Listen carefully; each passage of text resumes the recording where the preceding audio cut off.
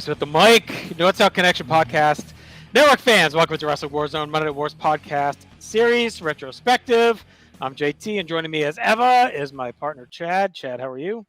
Doing great. How's it going? Good, my friend. Ready to continue our dive through 1997 here on the Wrestling Warzone. And I can't believe we're already in February. It feels like we were just so excited that we're getting to 97, and we're already a month in here.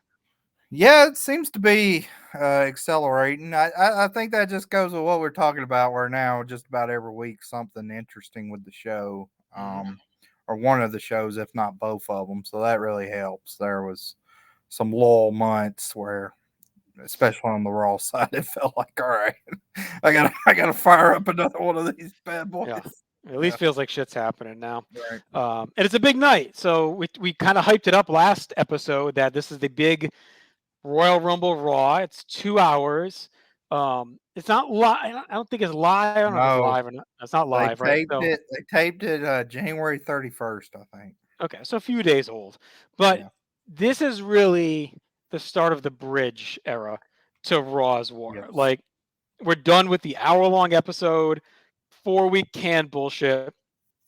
That era is done. That we've been in since we started the show in the fall of '95, and ostensibly, really, since late '93 is where WWF has been doing that. I'd say since they got out of the Manhattan Center, it's been like this. Pretty much like that. So we have about 4 to 5-ish weeks of these weird random episodes in different places, different setups, and then boom, in March we're in the full-on Raw's War that everyone knows from this era. So we're on the doorstep. So this one was hyped quite a bit. We talked about it though, that we weren't sure if they were actually going to show the Royal Rumble match, what the plan was, and then we went to watch it. We're like, all right, what happened? This does not line up at all with what they were hyping a week ago. So we talked about that a lot in our last episode, and our buddy Jonathan Black on YouTube left a comment, said the WWF was going to air the Royal Rumble in its entirety that year on an episode of Raw. However, they ended up not doing it at the last minute because the pay-per-view companies threatened to sue if they showed the entire match as planned. That's why a lot of Raw feels like an hour episode stretched to 2 hours, which we'll talk about. They had to pad for time. There was also a dark match on the night, which is Shawn Michaels versus Bret Hart versus Psycho Sid, which I believe is the first ever triple threat match that WWF has ever done. They don't show that on this, but I do believe we see clips of that at some point because there's a pretty interesting scenario that happens in the match. So looks like they were planning to show the Rumble to fill up this episode and probably draw a buy rate, or I should say draw a rating by airing that. But I can see why the pay-per-view companies would be mad. This isn't the first time they would have done this, right? Was it back in the end of '95? They showed Brett Bulldog on Raw in its entirety, and there might have been another one too they did around that time period. So I don't know. What do you think? Were they right to back off? I mean, from a pay-per-view companies, it's so weird to think about like how much leverage they had at this time, because I'm thinking like more in the satellite era, but I mean at this point I had the big box or whatever through my local cable provider, and I was still in Georgia. I was about to move to Alabama, but so I get it from their end. I think it's funny, and we'll get to it as we discuss Raw. This is a big night for shots fired, right? On Raw's end, the one thing you hear constantly is we're not gonna bait and switch you. Yeah. And that's so rich because they were promoting showing the whole Royal Rumble the week before. It's like, and they don't even give a reason why. Like, no, it's just it would have been so easy clips. If Vince just says at the start of the show, we had planned to show you the Royal Rumble, but so much happened inside the Skydome, we have to show you this instead. It's way more important. We're sorry. We're going to have a replay of the Rumble on viewers. Whatever they wanted to say would have been better than just like ignoring it and pretending like you never said anything. Show like 2-minute clips, yeah. But I can see why the pay-per-view companies would be mad, because you'd be setting a precedent. Like now, if I'm in February, like I'm not going to order the fucking pay-per-view. They're probably going to show the Final Four match on Raw or something, right? The next week. So why would I pay for this? So it seems like a pretty risky move on their part, though. Like, especially heading into WrestleMania, which I mean we'll get to. WrestleMania is not exactly WrestleMania like it would be, but I mean still, like if they want to, cock of the walk or whatever, and Vince says, "Hey, you're not getting WrestleMania," then Right. I mean, that's True. He a could lot have. of like back and forth negotiating. It's a weird thing. So All right, so this Raw is in the Sky Dome, and as usual, since we've been doing really since the Monday Night Wars kicked into high gear, we are going to bounce back and forth between Raw and Nitro in our review, and we are 2 hours on both now, Chad. So we got a lot going on. yeah, With these head to head fully 9 to both were 8 to 10 or whatever, or 9 to 11. yeah, Yeah. and it was hectic. I mean, it's hectic if you try to watch both of these shows like I did, bouncing back and forth. There's a lot Oh, of you watched it that way? Okay. yeah. It's a little. It's. I mean, it's pretty chaotic. You have two. I had two on both my screens. I had one Nitro on one and Raw on the other, and I just kept toggling back and forth. It was fun. Living the 1997 life. Yes. I'm curious when Raw goes to 9. We'll have to monitor Yeah. that. Yeah. I'll have to think about that because Yeah. that'll be a big. I think that'll be the next kind of like negotiation leveraging chip. Sure. Right. To go to 9. Yeah. It might come when they go to Raw's War. It might be soon. Like I don't know how long they hold out at 8 for, where they're fully head to head. Yeah, we'll have to check the observers and the torch when they start. Because what did they break it down? Like one was Warzone and one was like Yeah, they used to do the title two World Raw's War. War and then Right. Warzone Yeah. to get Right. the separate rate, have it air Yeah. as 2 separate Yeah. shows or whatever. Right. Right. All right, so we're at the Sky Dome in Toronto. Vince McMahon welcomes us in. He says we got 25,000 fans, all the stars, all big title matches. We're still calling it Royal Rumble Raw, so they're sticking with that, and they say we're going to get highlights throughout the night, which we do. They do deliver on that. Yeah. Right away, we get clips of the Rumble, including the end, and then we see Bret Hart pacing backstage. He's in his gear. We get our opening animation, and we go right to our first match, which is Stone Cold Steve Austin taking on Vader. So we're starting hot for this first 2-hour Raw, head-to-head with Nitro.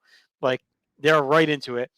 We get a lot of pyro. Vader and Paul Bearer come out to the ring. Austin gets a pretty good pop, but Bret Hart's right on his ass and attacks him. They brawl until Vader comes out, and the officials pull them apart. This very much has the vibe of an old school house show. The lighting is dim around the stadium. It's dark edges. It's a spotlight in the ring. And as you're watching this, it was like glaring to me, like how crazy it is that this is where WrestleMania 6 was. You know what I mean? Like it's such a the Sky Dome was such a big deal for WrestleMania 6, and here it's just like this random Raw in January '97 with a dimly light arena. Like it's crazy that it's like the same spot as Hogan Warrior took place in the same building. You know? Yeah, they did. I mean, they did some overhead shots at different points to show the crowd, and it looked real impressive.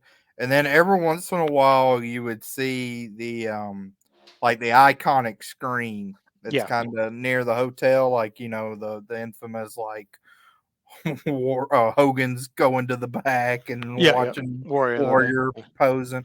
So that was cool, but yeah, from a production standpoint, like I mean, they just kind of did a big setup with the Rumble, but I thought it was definitely worse here. Like the ring sound was very weird and vacant. It was almost like it was mic'd differently.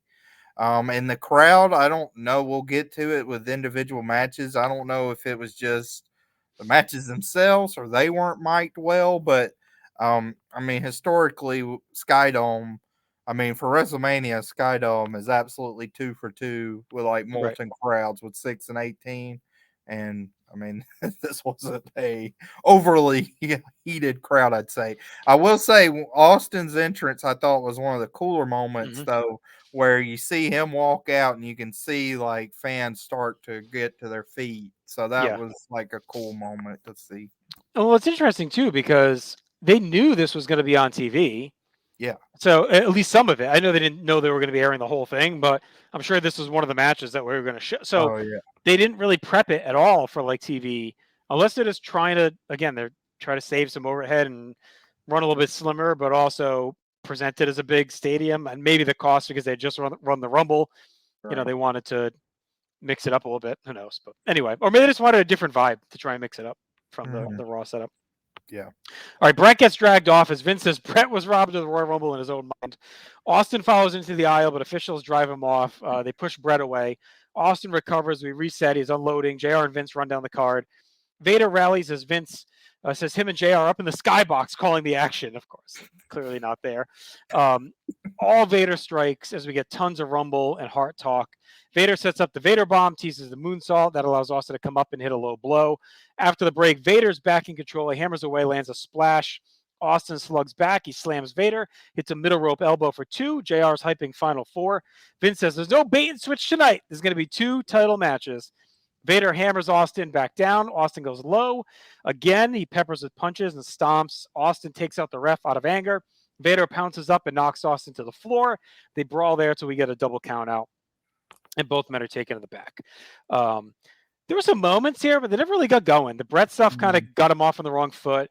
The ref stuff and all the focus on Royal Rumble felt it was more like a setup kind of situation. We talked about this as a criticism on Nitro too. It's like open with more of a low key opener. I know you want to draw the eyes in, but don't spend that opener talking about everything but it if you're gonna have 2 big names. Like Vader is fighting. Both these guys are fighting the world title in like 2 weeks. Like this should be a big time match.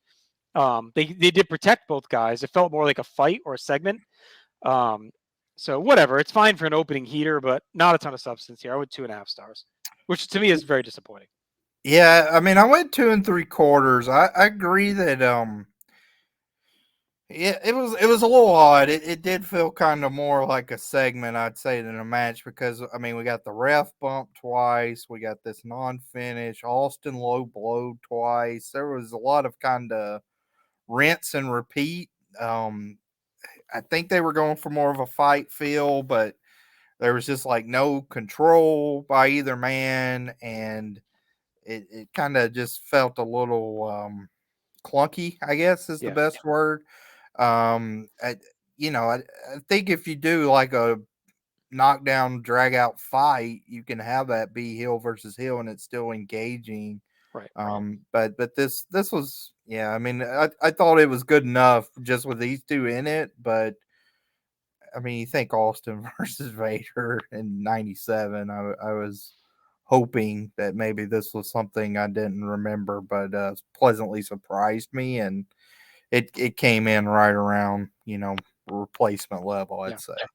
Yeah, they just didn't amp it up, and again the commentary not focusing on it to me hurt it as well. It felt like just a background fight. Right. All right, so let's hop over and see what Nitro countered that with. Cold open, no, none of their main opening. We get Pyro, and the NWO music leads us right in. They are at the Mid-South Coliseum, historic venue in Memphis. So, I mean, this is one of our best like venue head-to-head matchups that we'll talk about in the War Zone. Like the Mid-South Coliseum versus Sky Dome is both iconic. And leading with the big gun right away, it's Hogan, Vincent, and Ted DiBiase come out. Tony says on the weekend shows, they let us know that Piper would be at Nitro tonight. If he wants a title shot, he will get it. And Hogan grabs a mic, says, let's get one thing straight around here. All you NWO lights know we are here on a mission from God. Number 1, everywhere I go in Hollywood, California, from the Turner Time Warner deal to the German deal and the ultimate deal in June that he's teasing. He says he heard that Roddy Piper has been there and dogging him. Hollywood knows that WCW shot their mouth off and offered Piper the title shot. They also let the word out that One Leg Pete, the crippled kid, will be at Nitro tonight. He talked to Vince and Ted, and him being a man of honor, and said if Piper was in Memphis tonight, he would confront him. He's tired of the lies and the backlash and wants Piper to admit he is the better man. Hogan will put up the NWO title on the line, and if Roddy Piper has the guts to come out here, the moment he sees him, he'll embarrass him in the ring and put the NWO belt on the line to beat him up, just like he did last time. Let the games begin. So I thought this was a strong, gloaty Hogan promo. We've seen this before where he kind of gets real gloaty in the promo Delusional. stage. Yeah, very delusional again.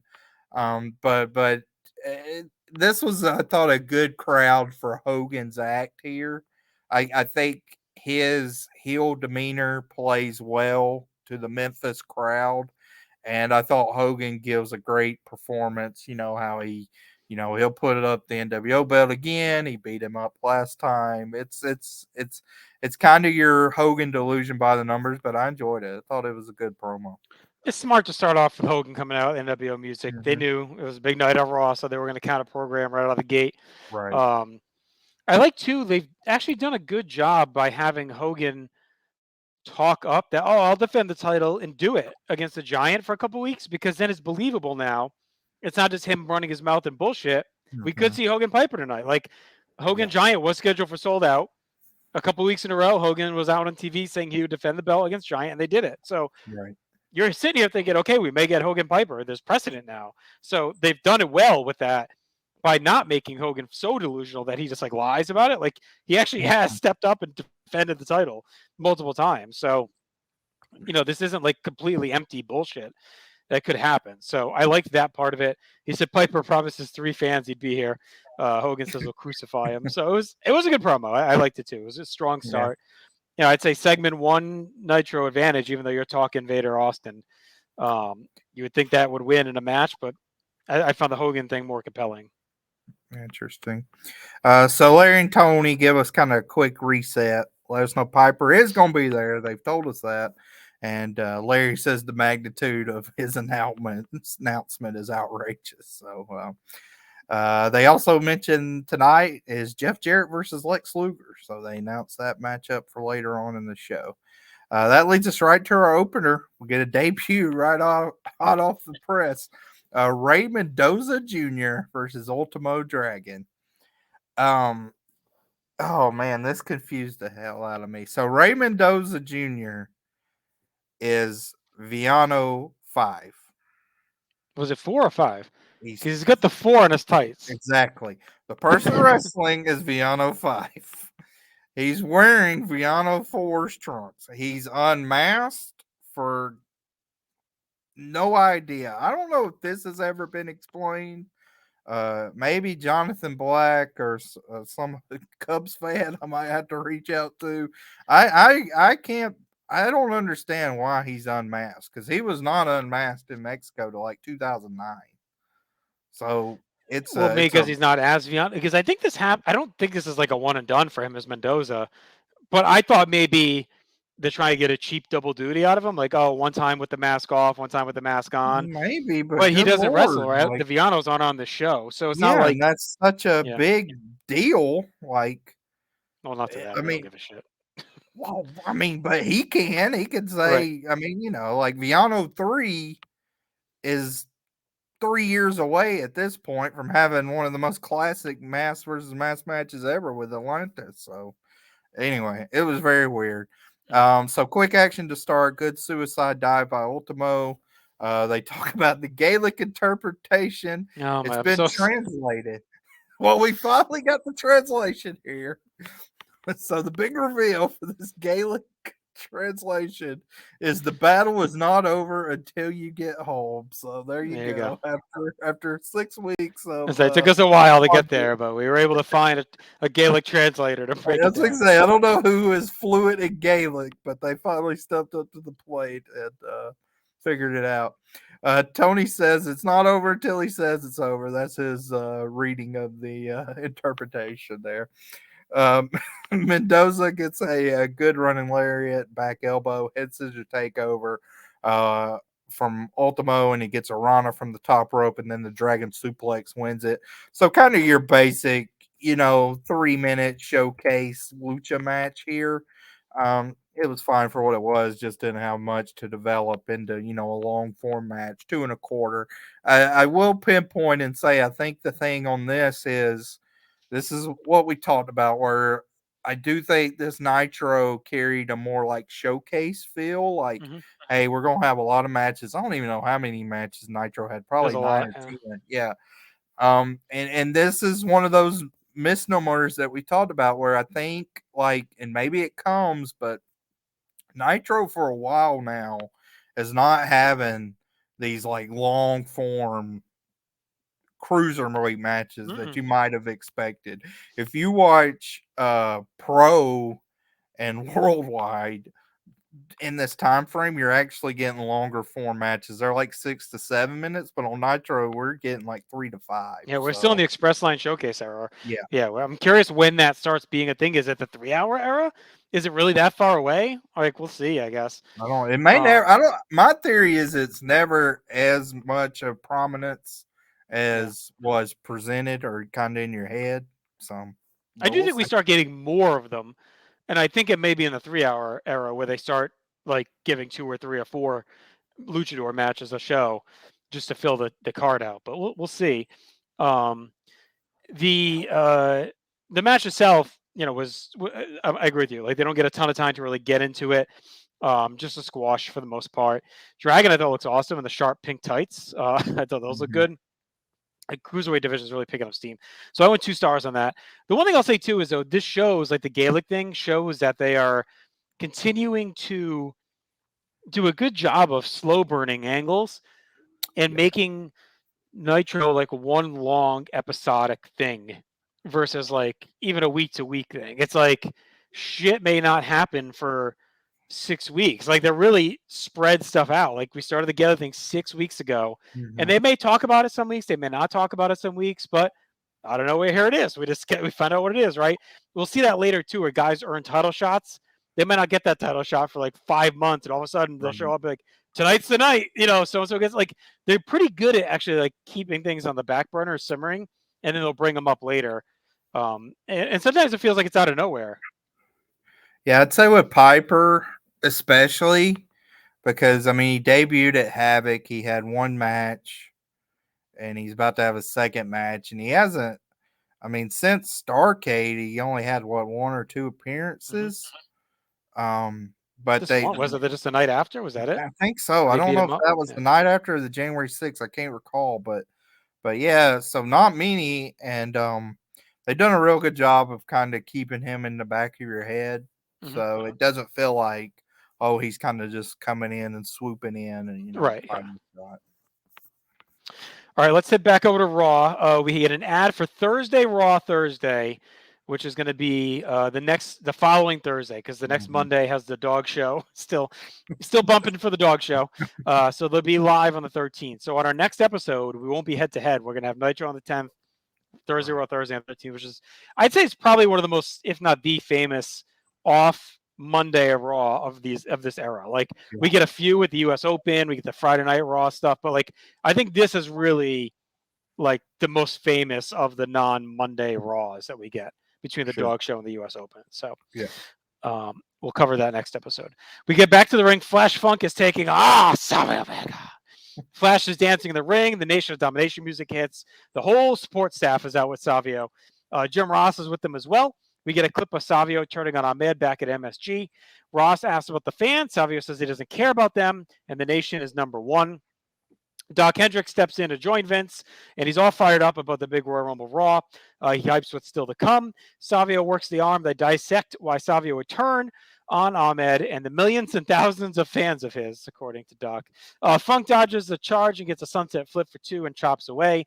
Savio avoids a clothesline, takes Funk down and chokes away at him. Funk rallies, goes through a flurry, bops him around the ring, and heads up top. It's a funky Flash splash for 2.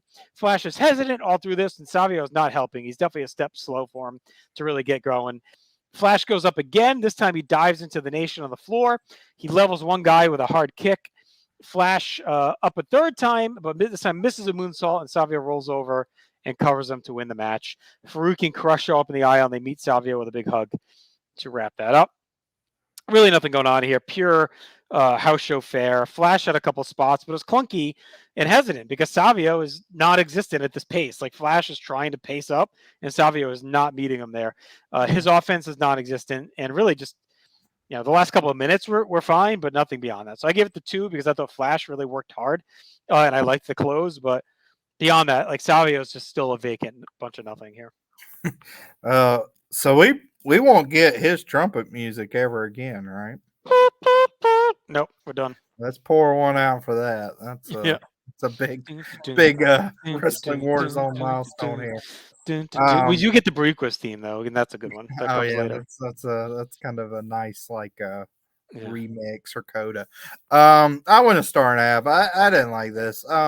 Savio, I would kind of give him the benefit of the doubt and say he's trying to work out this heel, but I mean he played heel so much in Puerto Rico. And Quang. Quang too. That's Yeah, right. 2 years of Quang or a year and a half of Quang. always want to put Fatu as Quang just because he was the Sultan. He didn't make enough of a difference. Yeah. Right. But yeah, so a star and a half, and this had one of my least favorite finishes where it really looked like because Funk was dumb and like lackadaisical, he ends up losing because he took forever on this moonsault and he misses it, and then Savio just pins him. It looked awful. Also, at one point where Funk he ends up diving on D'Lo Brown on the outside, like the Nation of Domination was like kind of standing around ringside, but Vince is like when he dives on D'Lo, Vince goes, "Oh, they were so distracting. Good for good for Flash." I was like, they were doing nothing. They were standing there. Like, it's like, all right, like what is this? Like, I don't know why they had Doc pop in too, because I guess they're trying hard to make it like live. Well, JR is down in the aisle, so he's not. I guess they're doing all they can to make it feel live. But Doc was random. JR kind of looming behind as the Nation of Domination theme picks and stuff. It was just this match had kind of like a few comedy of errors when you talk it over, but overall, we haven't had Doc as like an announcer in a while either. Like he's been doing nothing. I guess he does like the live dirty live segments or the hotline shit, but like or the store. But he doesn't do any of this stuff really. He's not like calling matches. I don't think even on the weekend stuff he's not. It's like he's calling superstars or anything. Did he take over when Cornette went out? He may have in January. Yeah. Anyway, like him and Ross have the history from Mid-South and then WCW, but yeah, he kind of just pops in here. I mean, he did do a bunch of commentary in like '95, for sure. He was on pay-per-views, but like I feel like it's been a long time since he's done anything. I'm trying to look quick what the commentary pairs were. So after Cornette, yeah, this ends. Wikipedia ends with Ross and Well, I guess we can look on the network now that they dropped those 10. Yeah, well, there's only like 6 or so into '97, right? Oh, okay. In September '96, by March '97 was solely a summary program. So I think there's like a couple. There's probably like 6 or 7 without Cornette. So yeah, I don't know. I can look at history of WWE and see if they have it. But okay. All right, let's move over to Nitro. We get Glacier versus Billy Kidman. Tony Larry still running down Piper versus Hogan. Larry says Glacier has a unique combo of styles. Again, I'll say this. Glacier, he looks awkward in some spots, but his actual like leg sweeps and some of his karate looks good. Again, it's Kidman, so they probably practiced this a million times in the power plant. But anyway, so it's good still luck. Cornette, by the way. This all the way to March is hosted by Jim Ross and Jim Cornette. No, I don't think so. That's what I mean. Graham / whoever these new people are have. I'll have to look at that. All the new ones that just dropped, because I mean, he got put in a body bag for God's sakes. He ain't. Yeah, this isn't on air week. Yeah, but on air, he can't be the commentator next week after he gets stuffed in a body bag. Sure, he can. Okay. So tilt-a-whirl slam from Glacier, open palm strike, front kick. I thought this was actually probably the best and smoothest Glacier looked in the ring, but the crowd just doesn't care. No. Rolling back elbow sends Kidman to the outside. Glacier actually gets booed at this point, and then Kidman catches Glacier with a head scissors inside. He goes up to the top and eats a boot, and that gets the pin. 2 stars, pretty generic. Yeah, not a ton going on here. It's kind of the usual Glacier squash. I mean, Kidman had a little flash, but it's just nothing going on. I went a star and a quarter. As well. I mean, we'll see if Glacier ever gets anything going and when it's coming. A lot of talk really again about SuperBrawl. We find out that Luger and Giant are taking on the Outsiders at SuperBrawl, so that's a big match. Larry's very excited that the Giants defected. It says the NWO is losing control. So that's really the most important part of this match is the conversation around Giant. Right. Everything else but the match. So. Yeah, of course. Well, yeah, that's why it's there, right? back. I mean, that's their big investment, but yeah, by this point, he was definitely, Well, that's why I'm curious if they had the plan they have in place, like they know it's coming, or did they find it because they had nothing else for this guy to do? You know what I mean? I mean, to me, it feels like a Hail Mary, but Right. it kind of works, but we'll see. I'm interested to see that angle play out. All right, I'm pulling up the February 9th Superstars here. Let's see. Get to the bottom of it. Who opens up? JR's narrating. No, hang on. The first, like, it's all clips of this Raw.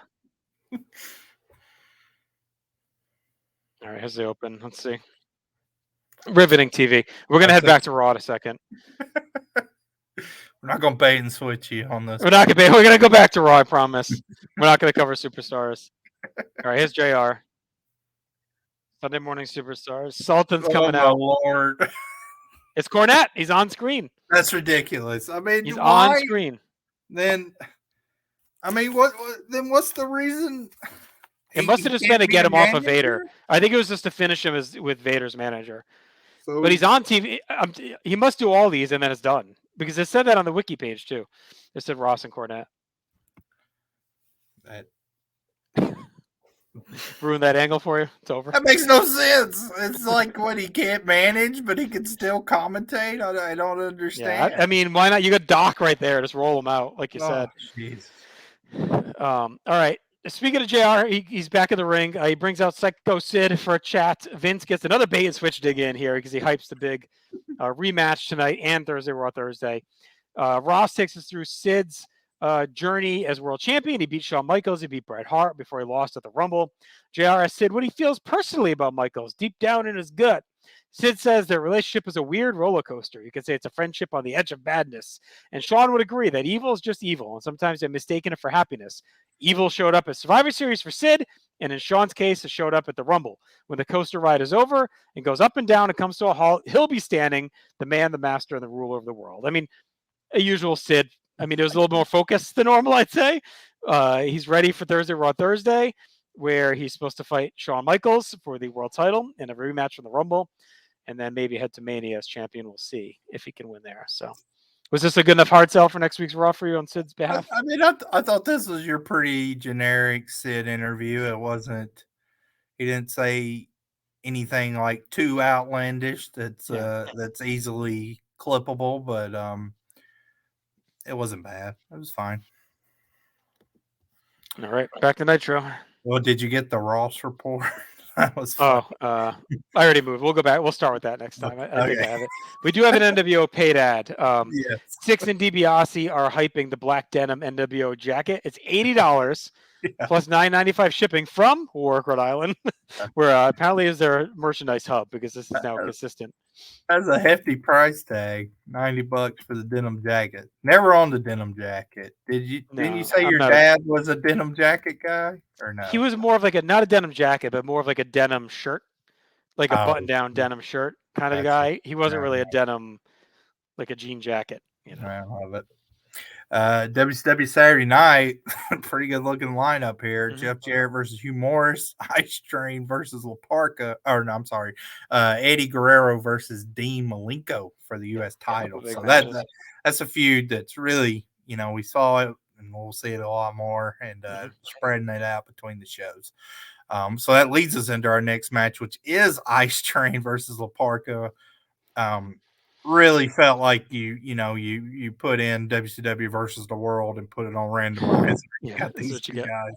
I mean, I feel like we haven't seen Teddy and Train in forever. Like we're seeing some new guys. Maybe that's why I did this Showcase Express because it's like a bunch of guys made it realize like we haven't had on in a minute. Yeah. You bring them back out. Larry proclaims it could be the end of the NWO at SuperBrawl. That's it. It's over. Can you imagine? In 2023, we still have NWO parodies, and Larry's gloomy. It's over. 3 months later, it's over. Good God. Train uses some power moves to gain the advantage. Tony gives a shout out to Randy Anderson. Says, I'm sure he's watching for both, even though he got canned last week. Spin kick and a drop kick allows La Parka to take over. La Parka goes up top, hits a spinning kick. Parker hits a dive on the outside, but he also hits his head, so both get in the ring at the same time. Train hits a real big lariat in the corner. I thought this was a cool matchup, and on commentary they did a good job of talking about how La Parka is like the biggest of the luchadors. Yes. So he works differently than, like a Hoovy or Super Colo, some of the smaller guys. And that makes Ice Train's moves look that more impressive. Right. And that happens here where he runs the ropes. Parker runs the ropes and does a dive. And Train basically catches him, deadlifts him into a slam, which looked really powerful. And that was nice. Suplex from Ice Train. Tony now has word that something's happened in the back. So well, and it was a head scissors, so you knew something was coming. yeah, to the back we go. And we see Lex Luger laid out on the floor. Beside him are the outsiders standing tall with some pipes in their hand. Hall's wearing a Lex Luger shirt, and Nash is wearing a Giant shirt. So they're taking out their opponents for SuperBrawl right after the match was just announced. Cut back to the ring. Ice Train gets the big splash and wins it. To me, shockingly fun little match here. Not bad at all. I went 2.5. I enjoyed it for what it was, and I liked the little angle in the back. I thought that was cool too. It just adds an extra live vibe to it. It's not something they do a ton of, but when they do it, they kind of make it count. Tony did a good job too. He really goes through a full explanation about how the WCW committee gave Piper the title match. Kind of run through that. So Tony always does a good job adding some logic to some of these things that come out of nowhere.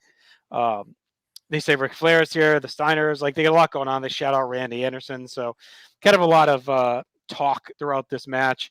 And it was fun as well. I agree. Parker really always shines in these spots. Train, we've kind of been on the train too, right? Like he's always been pretty good in these little bursts that he gets. He has some good power strikes. Crowd was into it too. It was a little long, but they had to buy the time for the backstage antics. So I went 2.25. I'm surprised Vince never brought an Ice Train when he was done here. I guess maybe he's just a WCW loyalist because I know he pops in and out from time to time, but seems like a dude they would have liked. I guess he's a little short, but he's like a big, strong guy with a good look. Yeah, he feels like he could have had some sort of role, especially like as I don't know, as they go more gimmick heavy, like in 98, 99, I don't know, but like Ice Train versus somebody like Shamrock actually sounds very interesting in like 8 or 9 minute little slugfest. And they needed bodies on the undercard in like 98, even 97, 98. But I know he's there for, because when's the MI Smooth and all that crap? That's like 99, 2000, right? So he's there for a while. It's going to be a long journey with Ice Train. And I don't think he's one of the guys that they acquire, right? Like that are up in the sky. So. All right, back to Raw we go. We get the hotline Ross report tease that we referenced earlier, and we're going to have updates on 3 people. Sonny, okay, Yokozuna, and Brian Pillman. So, Sonny's whatever, but we have not seen Yokozuna and Pillman in a long time. We'll never see Yoko again. I mean, we saw him, I think, last at Survivor Series in that Survivor Series tag. So he's a guy that's forever rumored. If you were any kind of hotline caller or dialed into AOL in news groups at the time, Yoko was always rumored. Always rumored to join the Horror Foundation, to join the NWO. Hogan was going to get his win back. They were going to bring him in to fight Hogan. Like, there was always rumors about Yoko. Constantly rumors about Yoko. All through 97. So I don't know what Ross has to say here. Probably calling him a fat fuck on behalf of Vince, is my guess. Fat fuck, lose, I'm white, and come back.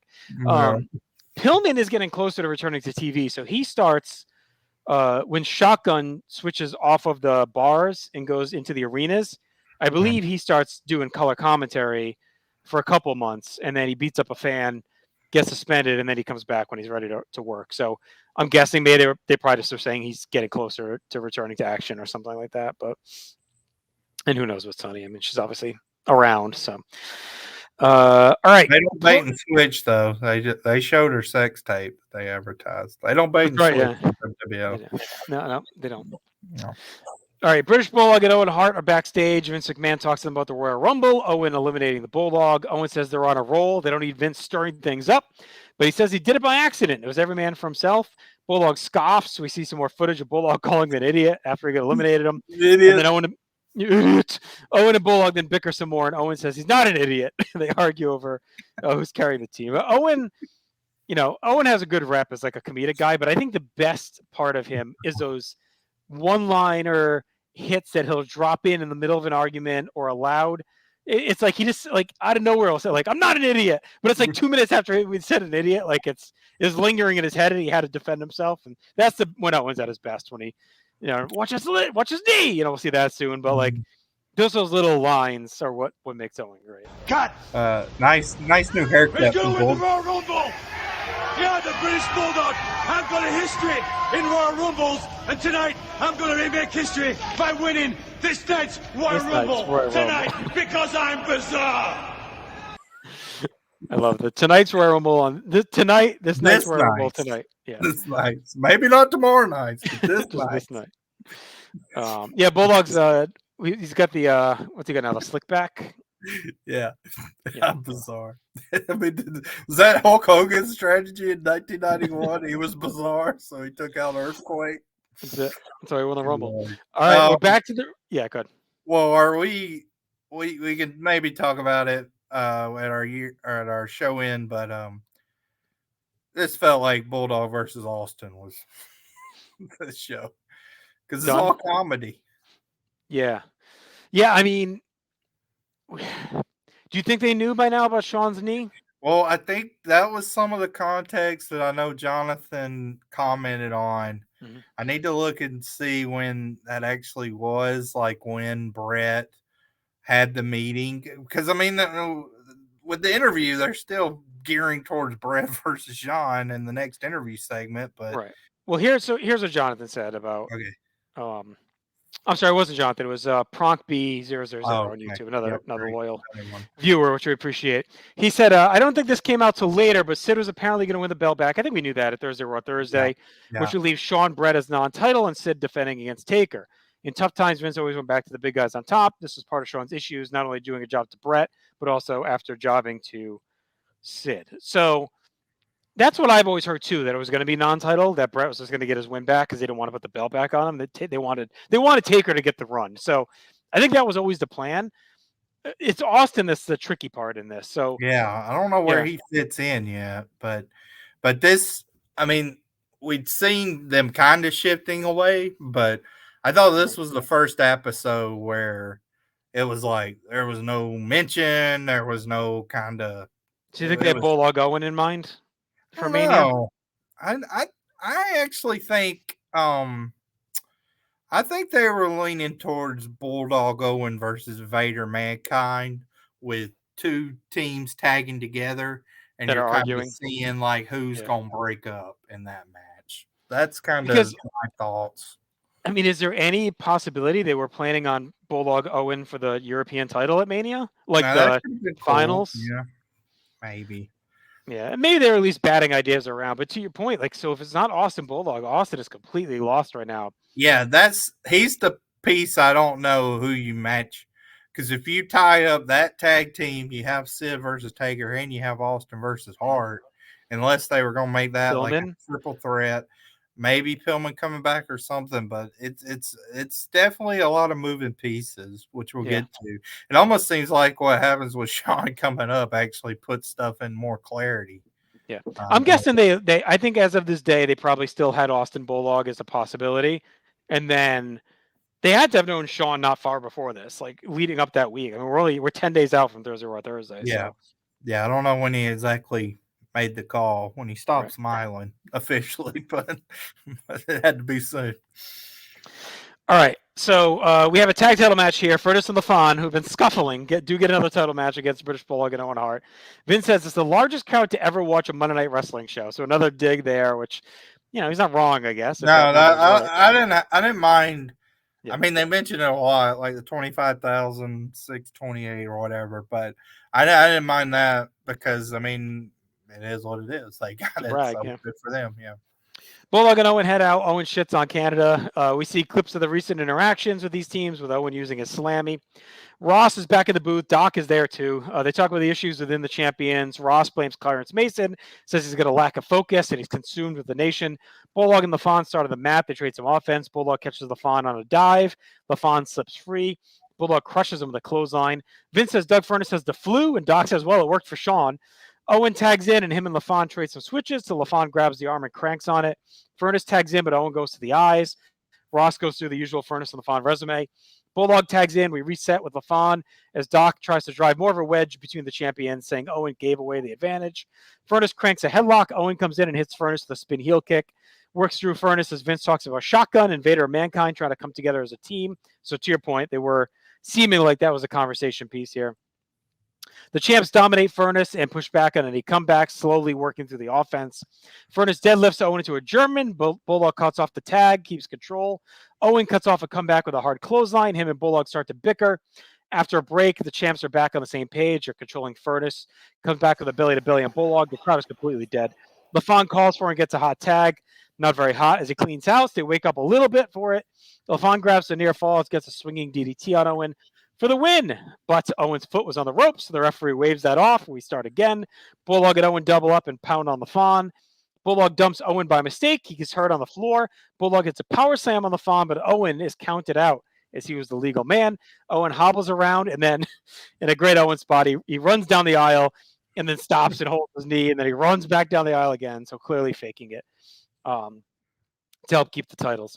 A pretty good match. I mean, it got plenty of time in a traditional structure. Classic heel work by two of the masters. A good analysis throughout. That the commentary was actually pretty good, talking about the angle and the upcoming events. A lot of focus on Lowell's Thursday. Bulldog and Owen's reign and division could be so much better if they had teams that could work like Furnas and LaFon this whole time. Even though the problem with Furnas and LaFon is they don't have a lot of heat. So like we finally get a good team that can work, but the crowd's not that into them. Wonky ending with a dusty finish and the double team stuff. But a good hard-fought match. Got clear time, played into the story. So I went 3 stars.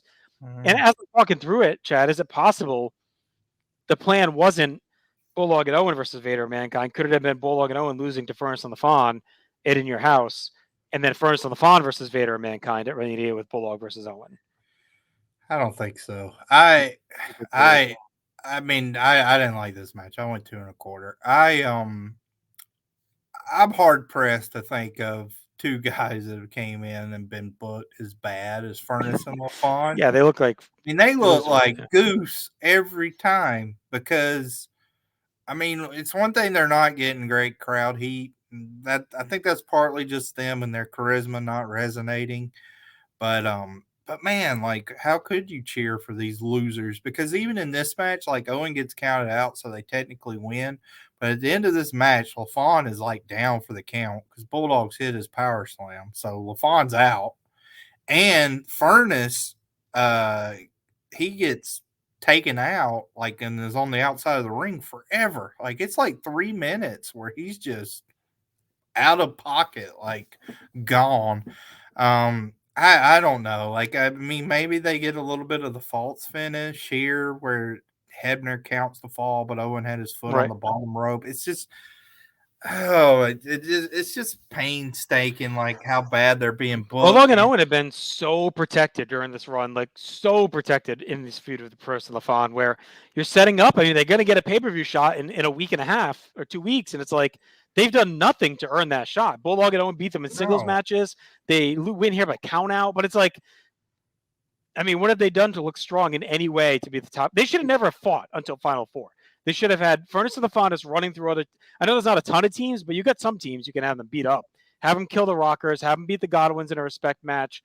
Throw a couple other bums together, Leaf and whoever else, and like have them pick up win after win after win, and be undefeated going into Final Four. Now you're talking. But like this, why do they even deserve a title shot? They've gotten worked over every time.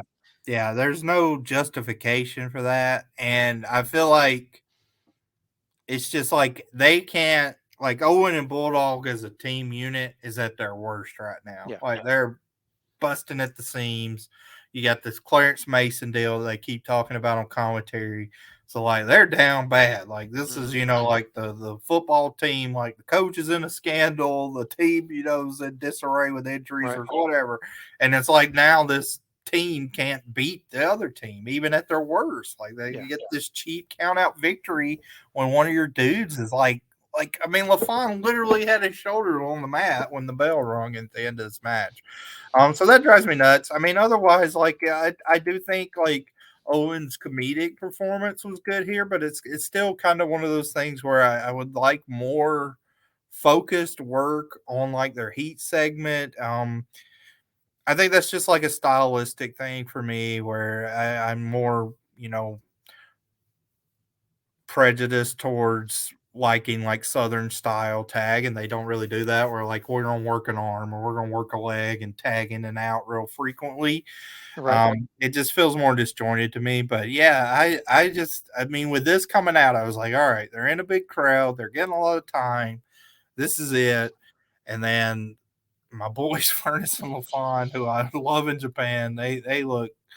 I mean, I keep going back to that article Cowboy wrote on Place to Be Nation like 8 years ago on Final Four where he called them nobodies, and I was so like I was so appalled. But like now you watch this angle, which he didn't, but like if you watch this angle in retrospect, like they are nobodies. Like it's like they look like bumbling idiots. Like Ross can talk about their Japanese credentials all he wants, but they can't. They haven't been presented well at all. No.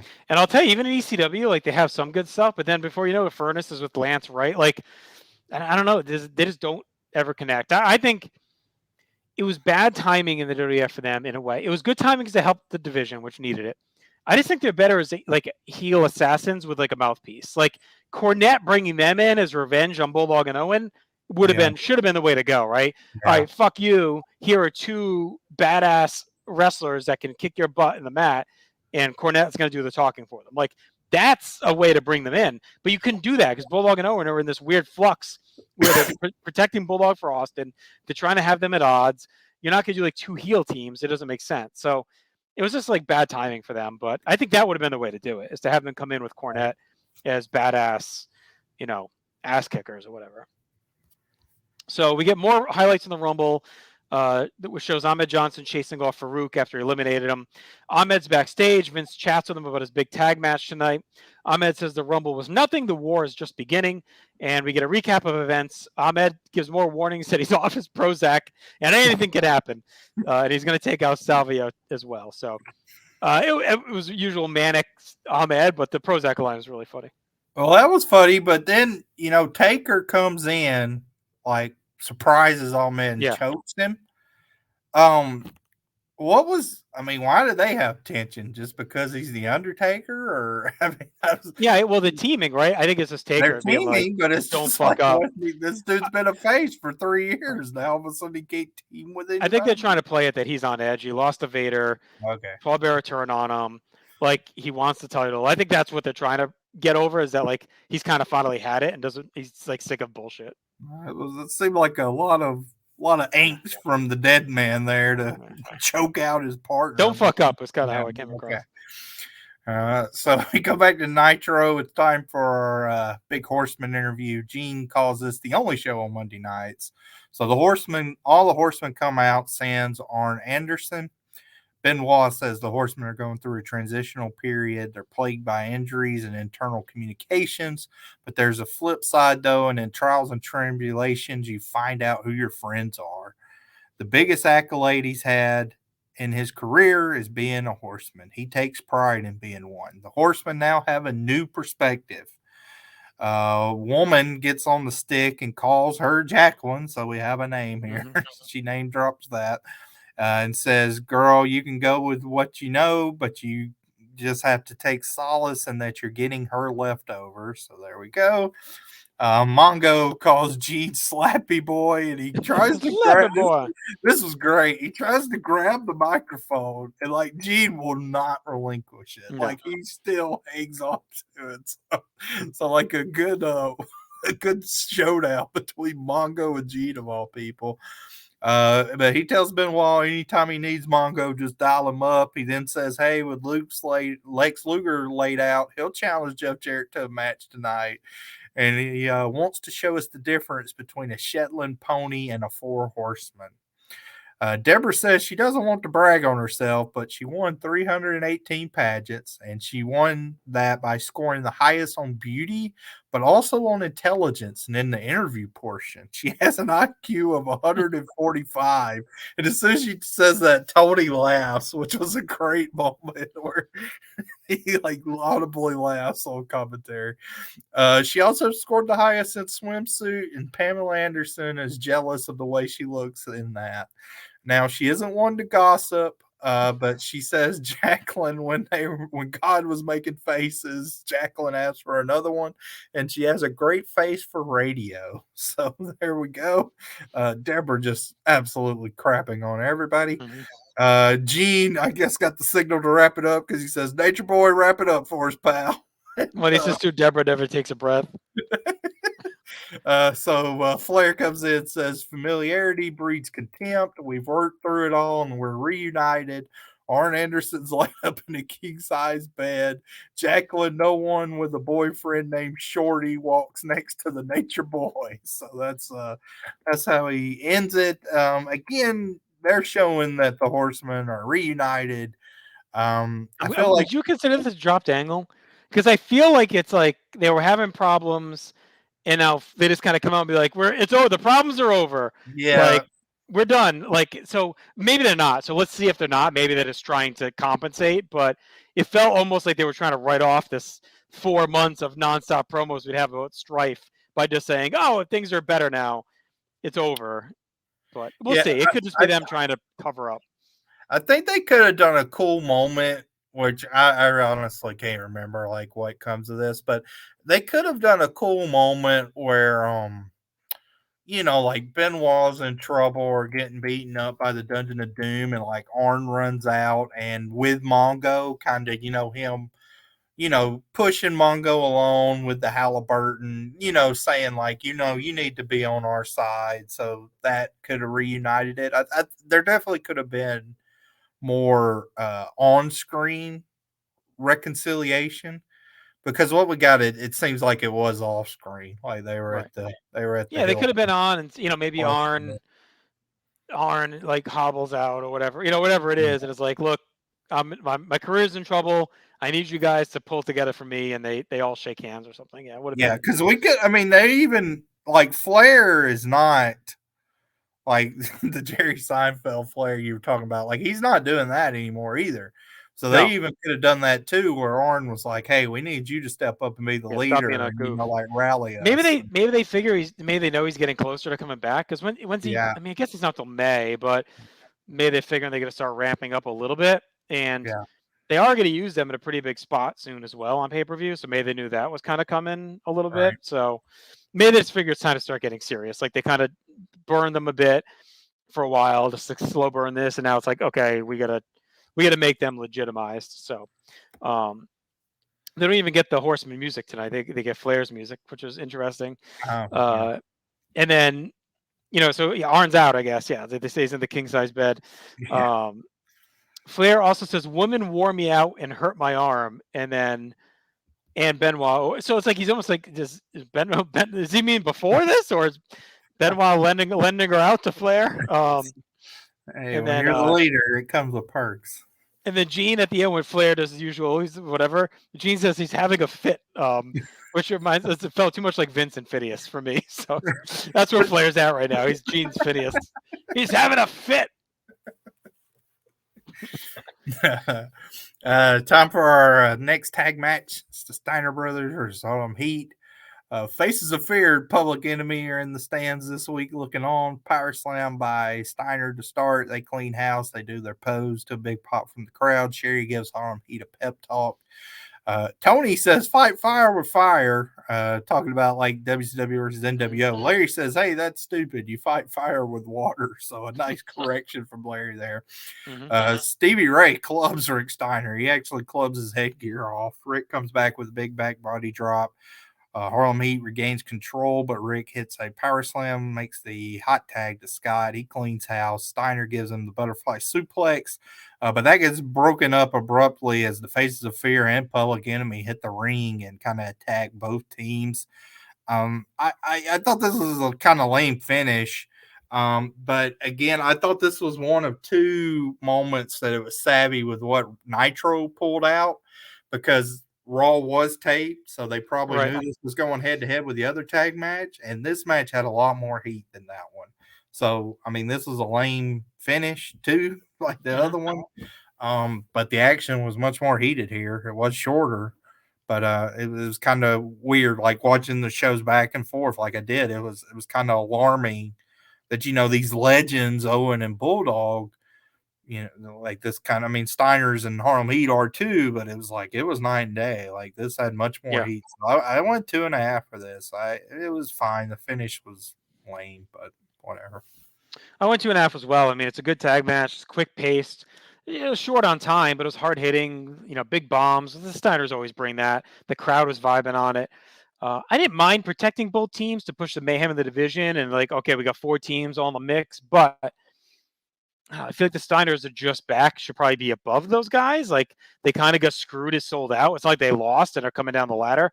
I know they've presented it that Bischoff has said the Steiners have to work their way back up, so maybe that's what this is meant to be.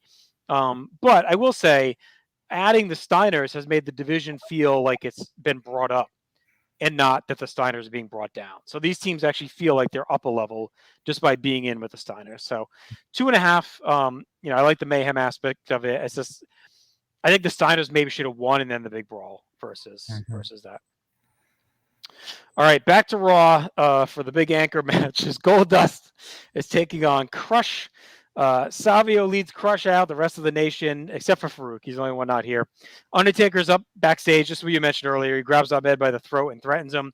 And Taker says, I guess if you put this context to it too. So he says, because Ahmed wants to go right now. And Taker grabs him by the throat and says, if you go right now, you're going to have to go alone. If you wait for the match, we'll bury them together. So it was almost like he was trying to shake him, listen to me, I'm being serious. Don't go now. Let's beat the shit out of him later, instead of you going and getting knocked out by all of them. So I guess that's the context behind the throat grab. But we check out some fans for earlier. Goldust and Marlena sashay down to the ring. Vince and JR hype up the size of the crowd. They get more bait and switch comments. We start with a lockup and some strikes. Goldust clotheslines Crush to the floor. Crush is back. Goldust takes him down and works the arm. Ross hypes up the big weekend loop in Pittsburgh and East Rutherford and says SummerSlam tickets are going on sale August 3rd in East Rutherford. So pretty early for this era to already have tickets on sale for SummerSlam. Yeah. The crowd's pretty subdued. Vince hypes up Shotgun, which will take place in Penn Station this weekend. Very slow Goldust offense, or working the arm. Hunter Helmsley comes out. He's smirking, but he backs off. Crush jumps Goldust during the distraction. Hunter leaves. Crush hits a hot shot on the rail and takes over. A very sluggish offense. Ross calls the nation a pack of street dogs. Crush gets 200 belly to belly. Goldust comes back with a pile drive, or counters a pile driver with a back chop, hits a DDT. Goldust goes through some offense, gets some near falls. He sets up a curtain call, but he stands like a dope until Savio comes in and hits him with a spin kick, and Crush finishes him off with a heart punch.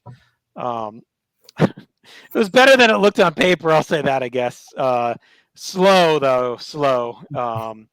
They kept Crush's heat segment quick. I'll give him points for that. The timing was silly as Goldust stood there for a while until the finish.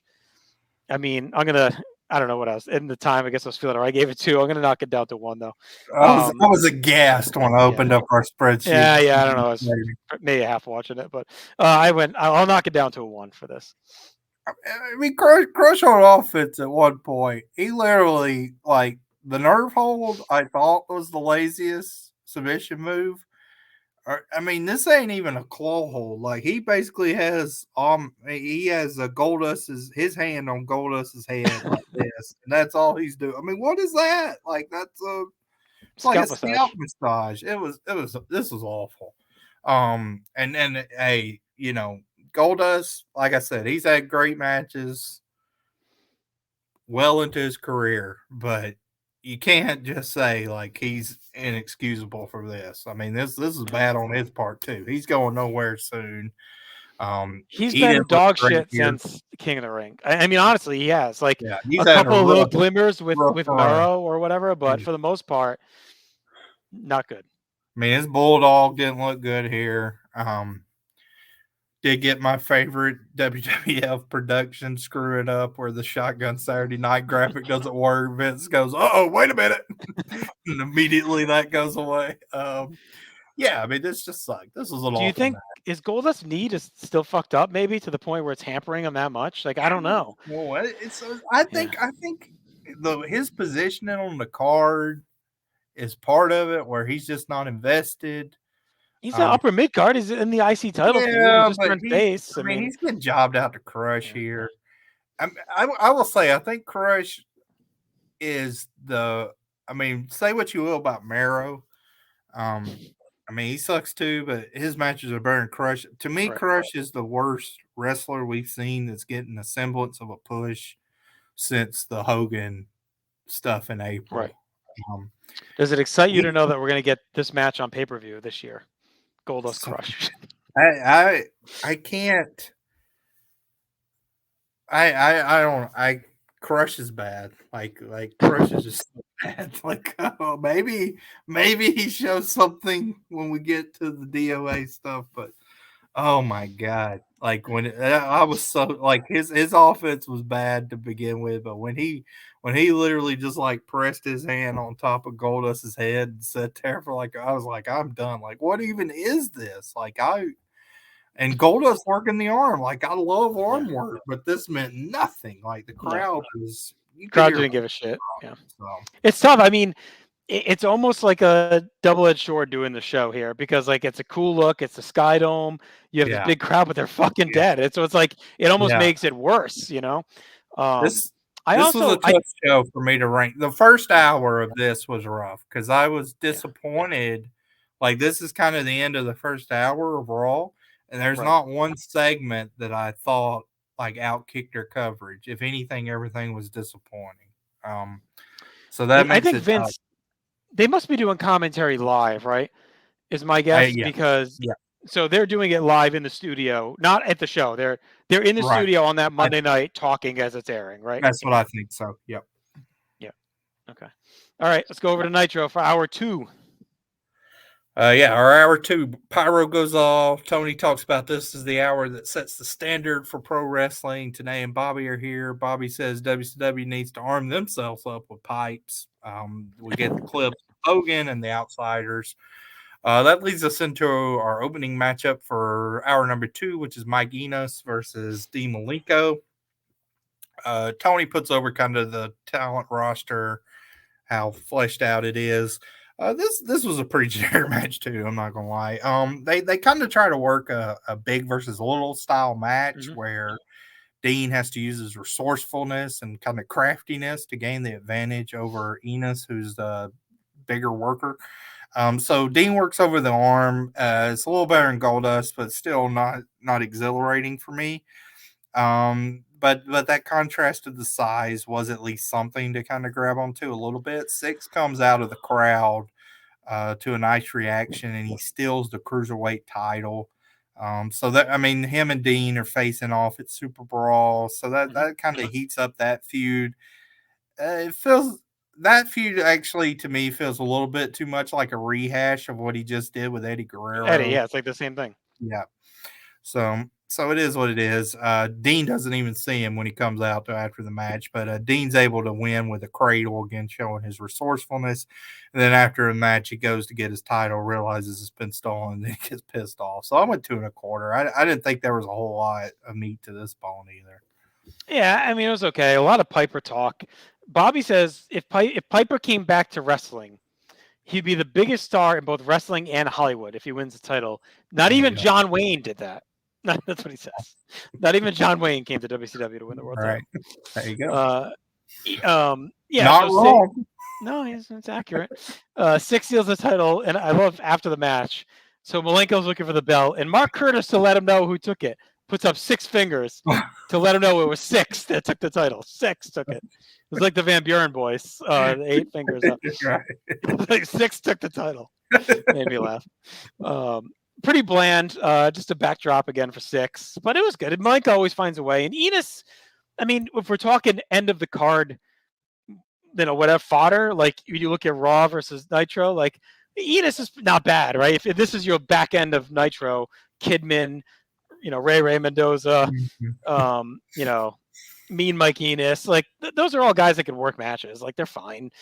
Bobby Eaton, though we still roll out him every now and then. Like they have pretty good low end dudes that are proliferating pro in the other shows and then come up here and can put on a 4-minute serviceable match. So, Raw will have to find those guys because they're going to be going 2 hours. They need those dudes at some point.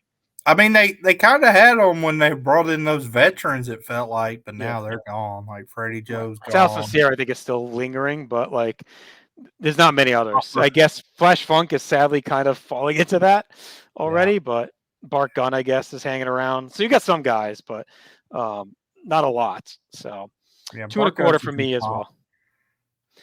All right, back over to Raw. We get a new vignette for the Blackjacks. Blackjack Mulligan is back, first time since 1987. Talks about the legacy of the Blackjack and said the Blackjacks will ride again hard and fast. So Blackjacks are coming, Chad. We'll see what that's going to be. But Mulligan is back with us, one of Gorilla's favorites. We get the Army Slam of the Week, which is Shawn Michaels defeating Sid at the Rumble. Vince McMahon then brings out Shawn Michaels for a chat. He wakes up the crowd finally. Kind of a split reaction, but they're at least loud. Yeah. Ross is hyping up Shawn on commentary. Vince talks about Sid's comments about the title bringing out the evil from both of them. And Shawn says, a year ago, the belt represented everything good in the World Wrestling Federation, but now things are different. Sid's wacky, but he's right. The title brings out the worst in some, including himself. Vince is all flirty smiles here, by the way. I mean, he is gaga for Shawn as Shawn's cracking jokes. Says that being bad is what you have to be, then he'll be the worst he can. Shawn says turnabout's fair play. He gets his jollies in San Antonio, and now people of Canada can share their appreciation for Bret. I thought this was a pretty cool production piece. Bret is in Gorilla, and so it's not him backstage on a monitor. He's in the Gorilla position, kind of looking up at the big screen. So I thought that was like a cool, different looking touch to, you mentioned earlier, kind of show off the size of the stadium that they're in. So that was kind of cool. Shawn says he's won most popular enough times that he doesn't care anymore. He just wants to be number one. Vince talks about Bret and Shawn not seeing eye to eye. He asks Shawn to reply to what Bret has said. Shawn says he's used to being disliked as an honest champion, just like everyone hated Muhammad Ali when he was champion, but now he's the GOAT. Shawn says Bret can be the best if he wants to call himself the best, but he'll not call himself WWF champion. Bret Hart comes out to a pop, and he says Muhammad Ali is the way he pronounces it. Yeah. I don't think so, but maybe Dennis Rodman. This was on par with the Usos. The Usos. Bret's pronunciation of Muhammad Ali is something I've never. Yeah, I took a clip of Muhammad, like instead of Muhammad, it's like Muhammad. Like Muhammad Ali or something. Ali. He almost gives it like the Rotella, the Kevin Ali. It's Muhammad Ali.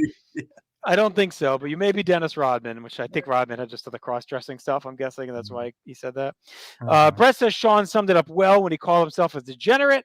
He may pride himself on being a total jackass, but says they don't have to like it.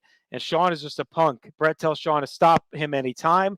He wants Shawn, anytime he wants. So Shawn does. He says he can be all those things and still be a champion. Stone Cold is out. He attacks Bret. They brawl on the floor. Shawn struts around watching, but Sid comes in. The crowd is buzzing.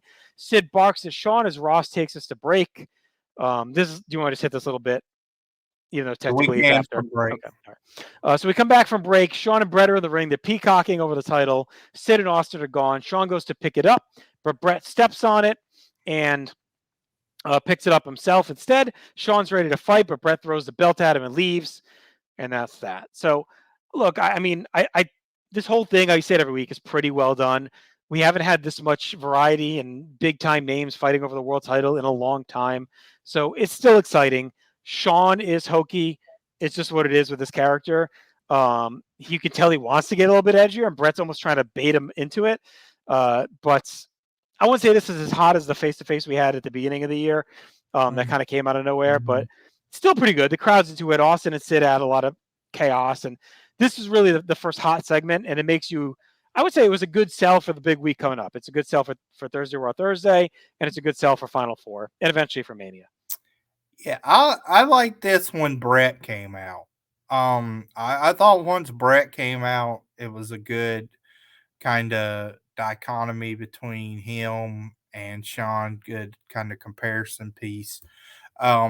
When Shawn was on the interview on his own, I had some issues because I mean, he talked about it in his rundown. Like he literally says he's won most popular contests so many times he doesn't have to worry about being popular anymore. And then 10 seconds later, he says he's very used to being disliked. Like, well, what is it? Are you popular? Are you not? Are you? When he was saying like this crowd may be partisan, and you want to cheer your guy, like San Antonio cheered me, I thought that was fine. It was just the back and forth, like he kind of, I mean, he does come off as a jackass. But once Brett came in, I thought it was cool. I liked that they kept emphasizing the title, which if they were going to fight and it was non-title, makes it a little odd. But for the moment, I give it a pass because I did like how Sean kept bringing up, like, he's still WWF champion and Brett, is not. And he walks out with the belt. He actually does, when they come back from break and once Brett retreats and Sean picks up the belt, he does the click, sign to the camera. There must have been a camera right on the apron that he does it to. We're still in the hard cam, but we still see it. So yeah, I mean, overall it was cool, and I liked Sid coming out. I mean, we really don't see what Sid does. Kind of a little bait and switchy, honestly. Like where Austin and Brett are brawling, they're having a good brawl. Sid gets in the ring and he's yelling. But then we come to break, and when we come back, they're like, "Oh, they got rid of Sid and Austin." So we don't really know if anything physical happened there. But yeah, overall, I thought it was a good segment. I agree with you, not as great as the opening of the January 6th or whatever. Yeah, Brawl, the first face to face that we forgot about. This was probably my favorite since then, I think. So I thought this was a really good segment once Brett got involved and walked out there. And the crowd really came alive, which was neat. They were excited. Yeah. Well, and if you kind of thought maybe it's a house show with some film, like to get a big interview segment like that, it's like kind of a big deal too. Yeah. On Nitro, we got Stagger Lee for the 1-800-COLLECT Road Report. He's in Jacksonville, Florida. He says the party's moved. It was at Atlantic Beach. Now it's at Neptune Beach. And we're going to be making a stop at the University of North Florida. So I don't know how long this Nitro party goes. He's going to 3 different locales in 2 hours, apparently.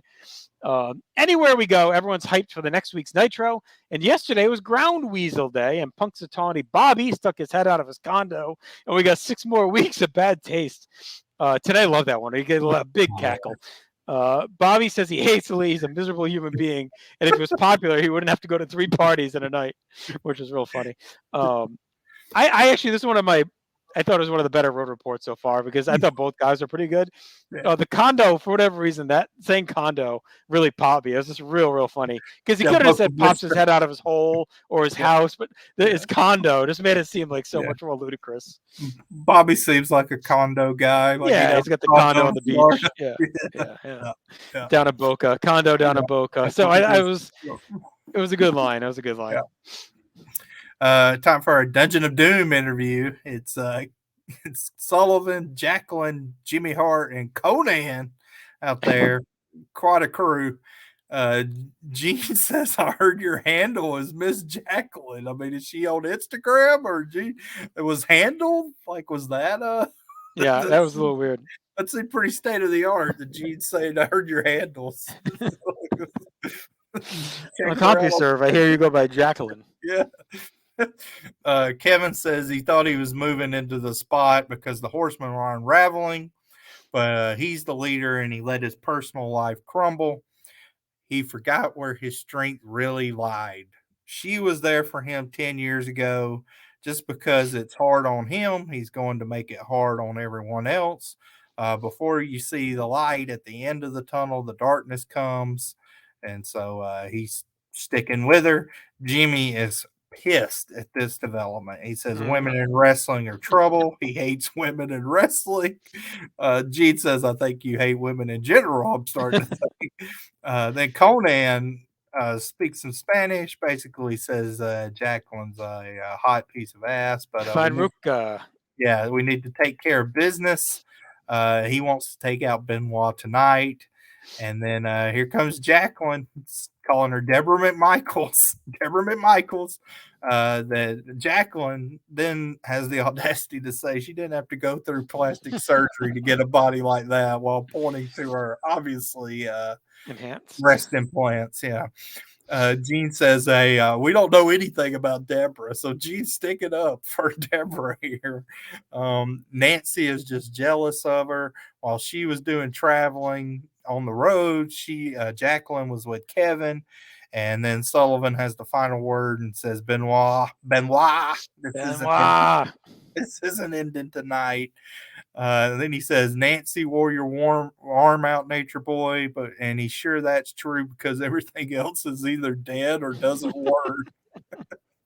And Jacqueline has the belt, I should mention, and she says she will beat Nancy like she stole something if Nancy sticks her nose in her business again. So she tells Gene, don't worry about my belt.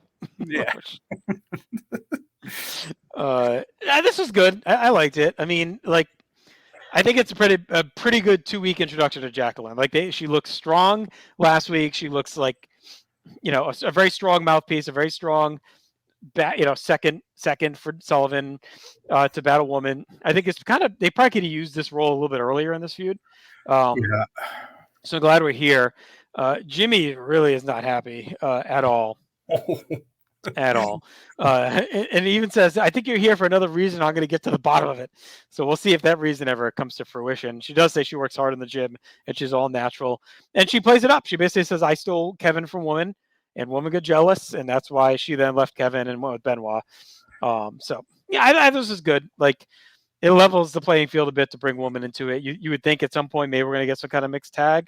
Perhaps. We'll see, but Jacqueline not being like very polished and smooth on either the mic or in her physical interaction, I think, is actually helping a little bit. Yeah. Oh, for sure. Because Woman she's been around forever. She's great, but she's still awkward in spots. Deborah's very awkward. So yeah, adding Jackie's presence and confidence is a big addition. Yeah. Next is our next match, Dallas Page versus the Renegade. Renegade comes running out there. Poor guy.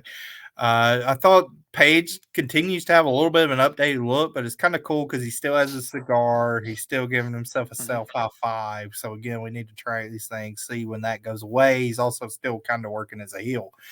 He gives a back kick instead of a clean break, and he gives a big slap to Renegade. Renegade gets a tiny bit of offense with a handspring elbow, but then he goes up to the top, gets crotched, and Diamond Dallas Page gives him the Diamond Death Cutter, as Tenay calls it, which is basically from the top rope. So that wins it for him in 2 minutes. I gave it a star. Yeah, star for me. It's just a squash. Today, problems follow women anywhere in WCW. There you go. This is kind of an old TV title feud rekindled as well. So, yes. And today puts over Page. Tony calls Page a lowlife, who paid up Bobby. He's taking money, but he's kind of putting it over. Like, this dude isn't like a good guy, but he's taking on the NWO, so we're going to back him. That's kind of where we're at right now. Right. So. He's standing tall for the company. Yeah. Right. So the Outsiders come out with pipes at the entranceway. They're banging them on the set, so they're legit. Bobby gives his infamous "See ya." Page looks nervous. Tony won't let him leave, though. Tony doesn't let him go. Stay here. You stay here. So Paige looks nervous. Tony says it's the first time we've seen fear in Paige's eyes. They kind of start stalking towards the ring, but then all of a sudden we see Sting in the crowd coming through, kind of one of the entrances at the crowd. Savage is out in another area of the arena. Tony lets us know they're on both sides of the arena, and then Dallas grabs a chair and gets back into the ring. So we kind of have a stalemate here, and the Outsiders walk away. This, I think, is the second piece of the kind of counter programming where they knew there was going to be the big kind of main event interview segment here. So they put Sting, Savage in this spot, have the Outsiders out here, and nice elevation for Dallas Page. So I like this little angle here. It was nothing major, but I thought it was cool the way it's done. The outsiders are coming after Page. We don't have the B team, so like he's an important target for them. We're not sending out Bagwell and Wall Street, or like the outsiders are coming out. So big deal. Bobby also knows that Sting and Savage are wearing black and white, so he points that out as well. So. Yeah, what is that? What?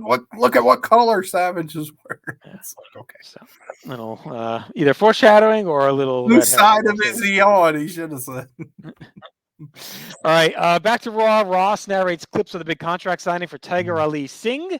Happened on Raw before Raw went on the air. So the son of Tiger Jeet Singh, I think we mentioned him briefly before. It's a big deal. It's Canadian, so they do the big signing here at the Sky Dome. So we'll see. Early Shane McMahon appearance here. He was one of the execs there.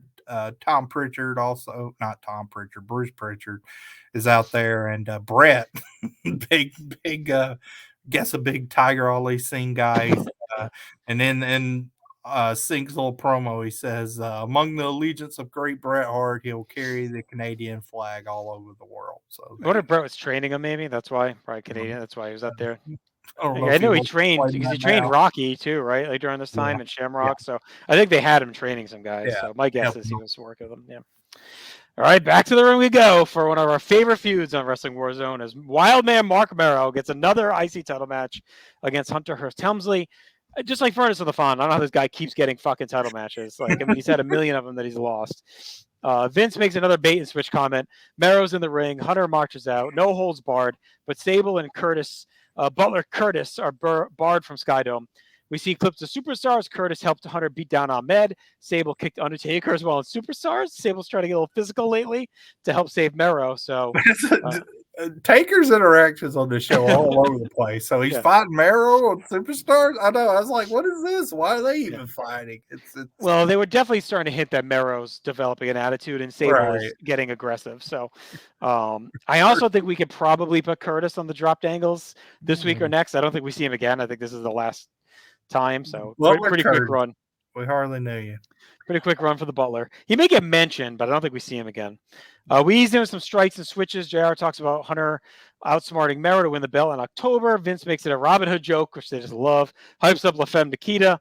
Ross jokes about having to interview Sid while Vince gets the young ladies like Nikita. Hunter stalls and begs off to catch breathers from Mero. We reset. Hunter hits a kick. Vince reminds us that Hunter is facing Ahmed Johnson at Final Four. Mero follows out to the floor, pours it on the champ, finally showing some aggression. Back inside, Mero eats knees on a slingshot splash. Hunter works through his offense, plays to the crowd, cuts off a comeback with a face breaker. He's hammering away. After a break, Mero turns the tide, fires up a rally.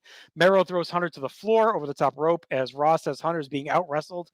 Mero gets a somersault plancha to a pop. He follows with a slingshot leg drop for 2. Hunter cuts off a charge with a boot. He goes up top, but Mero blocks him. Hits a top rope Rana for 2 as he hurt his knee on the landing. It is slow to cover. Hunter gets a tilt-a-whirl, slows him down, takes off the turnbuckle pad. Mero comes back with a Samoan drop. Hits the Mero salt for 2, but Mero fights off Hunter and shows the ref about the turnbuckle pad. That gives Hunter an opening to hit him with the brass knucks and pick up the win. So pretty usual match with these two. Hunter, as usual, gets a little offense, eats a lot of shit. I'm assuming this is it for them, given where Mero is heading in the next couple weeks. And I don't think they rekindle after that. So I think we're finally done with and it's been a long time, Chad. But even then, it's only been like 10 months. You would have thought these guys had a rivalry for years with how much they fought. Like, Mero showed up at WrestleMania. That was the end of March. And for all intents and purposes, we're done here on February 3rd. So almost a year, I guess. But it's been a lot of Mero. We'd have to go back. We should go back and count how many times these guys have fought. Like, it's got to be in tags and singles, it's got to be a ton. Just a ton. Mero, I thought, was at least aggressive in this match. He felt a little bit more legit, not as lame as usual, like when Hunter punched him on the floor on that segment of Raw, he collapsed. The crowd is sleepy. It's not helping. I like the finishing stretch. I thought it was the best Mero's looked in a while. So I went 3 stars. I do think they worked hard. I think it's probably the best match to this point on the card, up until the main event that we're going to get. So, I mean, if Mero was like this for the run, I'd be more into him. But, like, it's too little too late. It's a team that's trying to win in the last week of the season with like a 2% playoff chance. It's a little frisky, loses a big week 17, maybe feels good for next year. Oh my God. So I just went to cage match. If you put in Hemsley on Mark Mero's cage match, they had 77 total interactions. That's house shows and everything, but that's just till this point. Right. And on Raw, they've had 1, 2, 3, and then pay-per-view 4, 5, 6, 7. They had a Superstars match. They only had 3 on eight, Raw. 8 times. I know. I mean, it feels like more, but yeah, only 3. Does that count on the free for all in your house? Good friends, better enemies. Yeah, that They actually counted those pay per view. that, Okay. yeah, I counted And that. that does that count the tag stuff like the him and Lawler? No, it doesn't include the dark match, but yeah, that includes the. That's another one. There was a dark match. All right, and it did include the tag. You said. Yeah. Hurt Triple H and Lawler versus Goldust. All right, so let's call it 10 times they fought in 10 months. Yeah, I mean, they just had a lot of interaction. I mean, the crowd doesn't care. I actually thought this match was pretty good. I went 2 3/4. Like, I like the work here. It's just the heat was non-existent. The finish was fine. Overall, this was a solid match. It was just 2 guys that I'm done with, and they need to do something else, which they do. But it's just like, I mean, I guess we had to have one last go to see it. But yeah, I mean, overall work was fine. Finished, like I said, I thought that was creative. Not much more to say. That Vince had a weird bickering argument in the middle of this, where at one point he says it's way too early to go for a cover, considering how quick in the match it was, right? Which was dumb. And then Mero, like 10 seconds later, goes for a cover and almost gets the near fall. Like it's a 2 count. And then Vince runs down all the attendance figures and says that's a testament to the popularity of WWF Live. So there we go. But yeah, I mean, a very long match again. All of Mero's high spots looked good. Hunter looked resourceful. I still say I think of all the prospects, like Hunter has been one of the more consistent ones. Like, say what you will, it's not.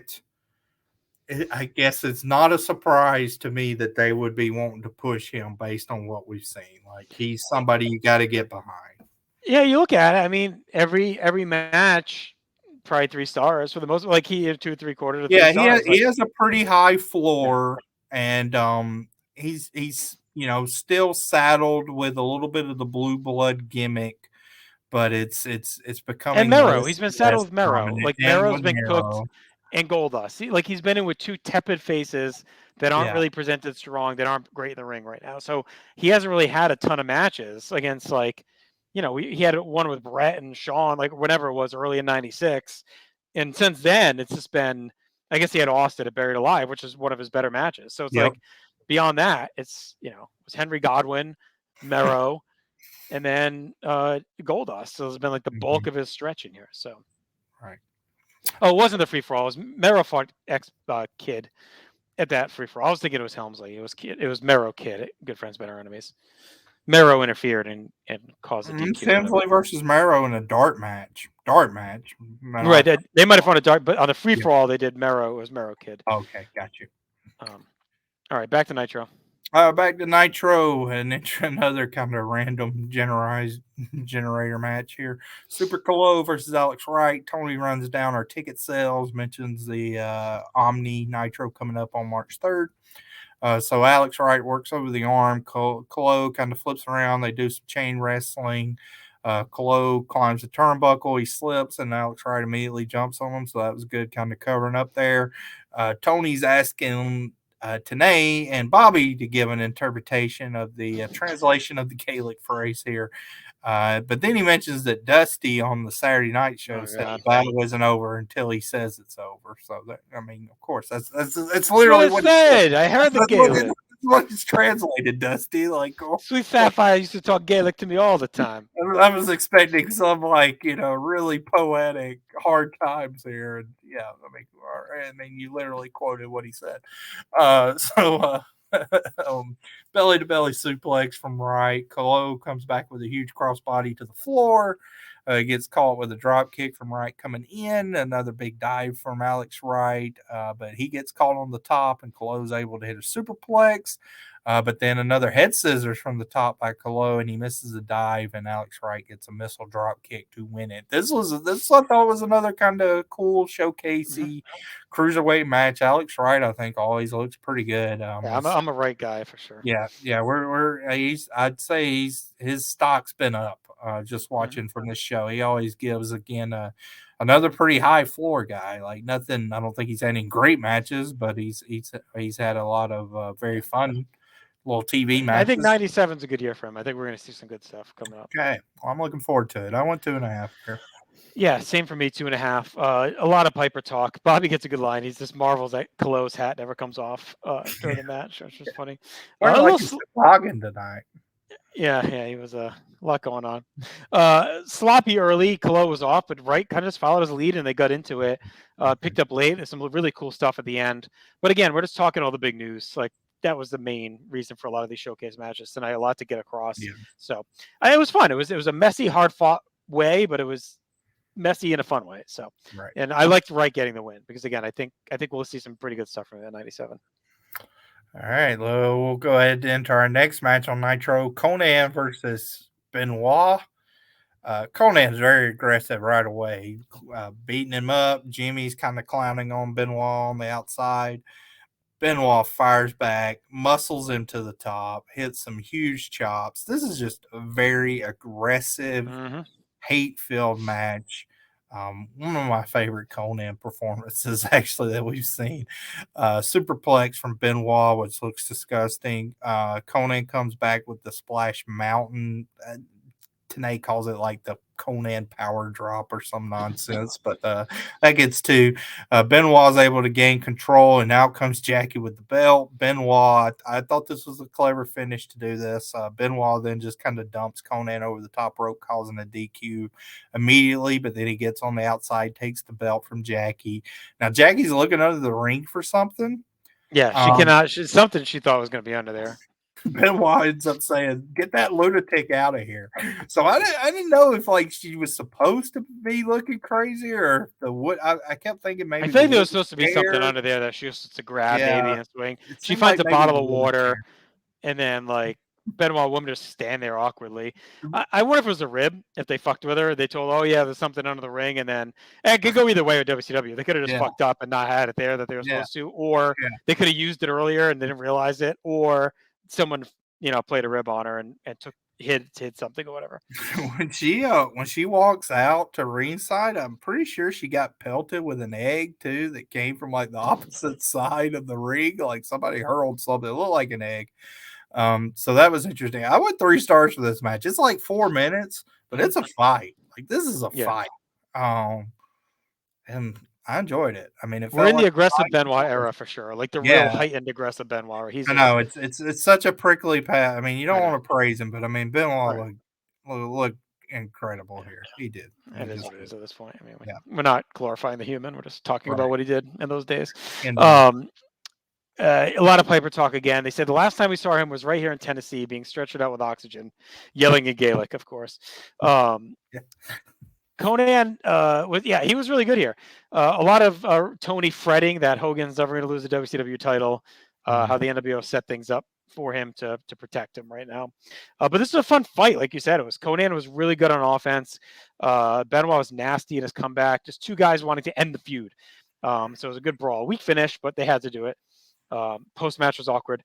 The feud has been amped up. Jackie's added a whole new volatile, firebomb into this mix, so we'll see how things go. But I thought they deserved a couple more minutes, but maybe they would have heard it. I don't know. Maybe the 4-minute aggressive sprint was what they needed. So 3 stars for me on that.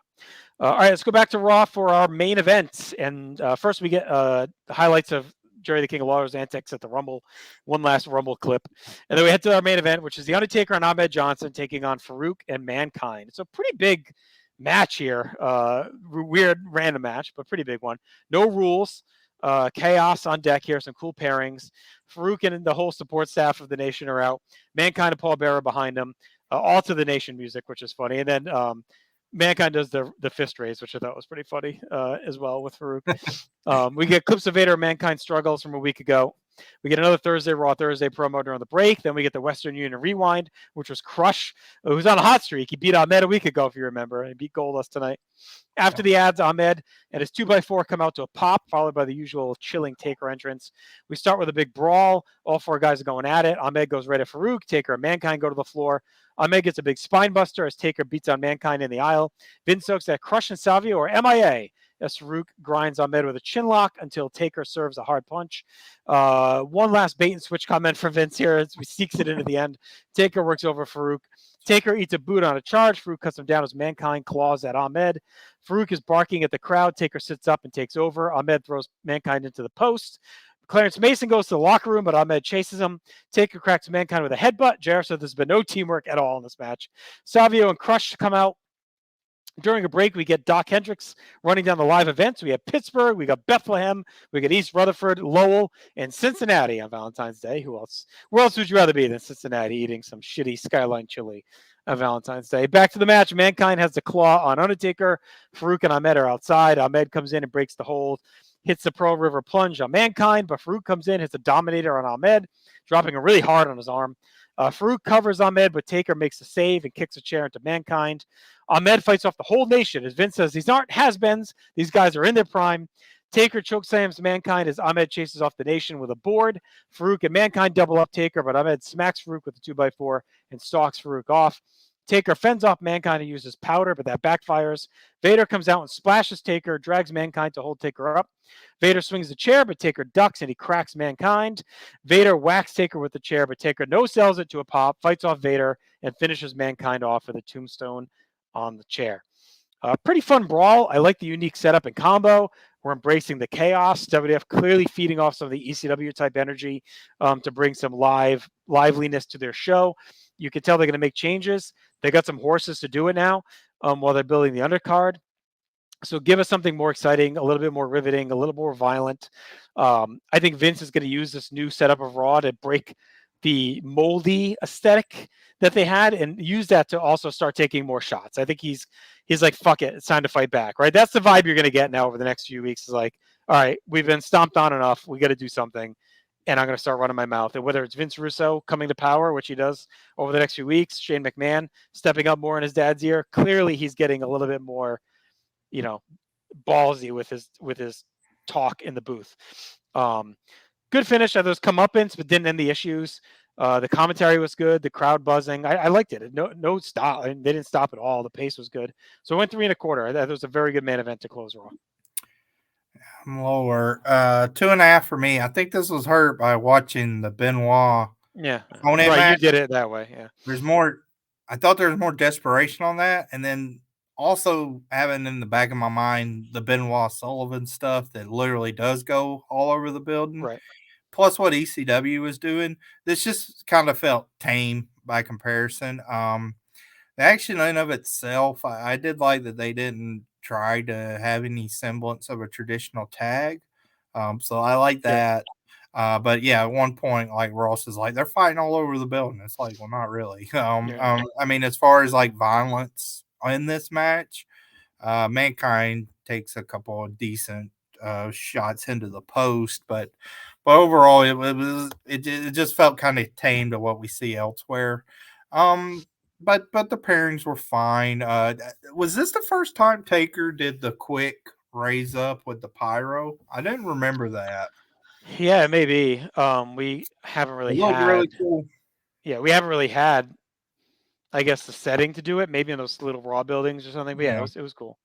I think that was. I made a note of that. The stuff with Vader and Mankind was well done. It's kind of like a receipt for what happened the week before. So I thought that was good.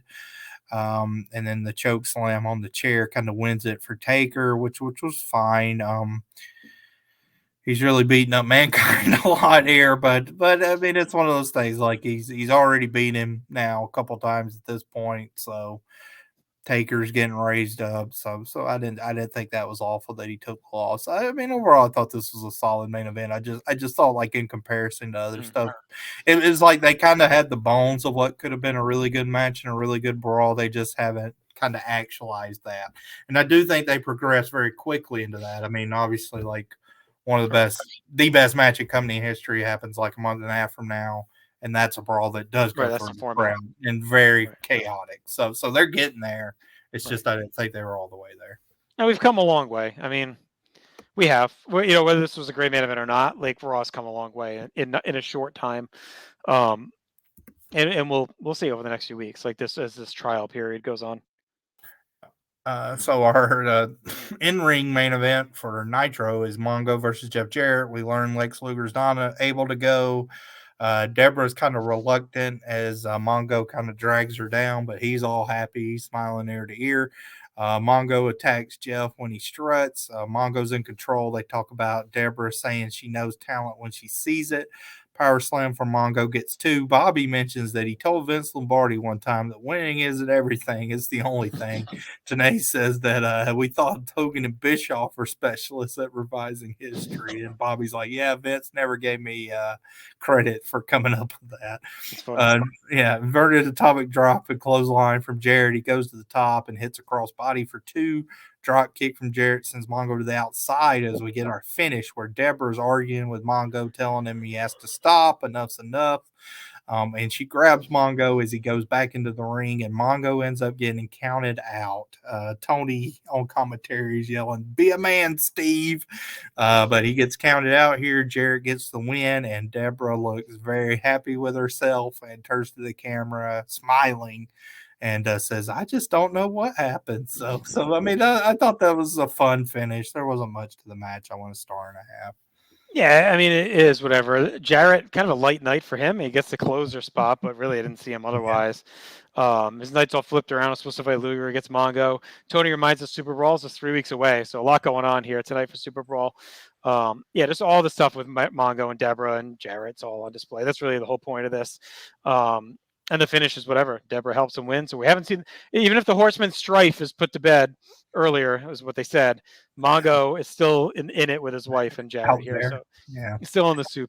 Jazzy will come back from Jarrett before the finish. So I went 2 stars. It was fine. Okay. Lane SuperBrawl 7 promo with a guy like basically in a construction site, kind of saying like we're rebuilding WCW brick by brick. Their promos have been terrible. Like their pay-per-view, the video packages, the promos. Yeah. This was bad. Yeah, this was Adam and George bad. Now it's time for our big main event segment, the interview segment with Roddy Piper. He comes out with his son. Nice pop for him. He says he's in Memphis, Tennessee, home of the King. He'll never be an Elvis Presley, and Hulk Hogan will never be a Roddy Piper.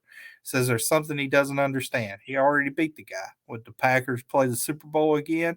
He then introduces his son, Colt. He wants Colt to say it's an honor to be in Memphis, Tennessee tonight. Colt says that.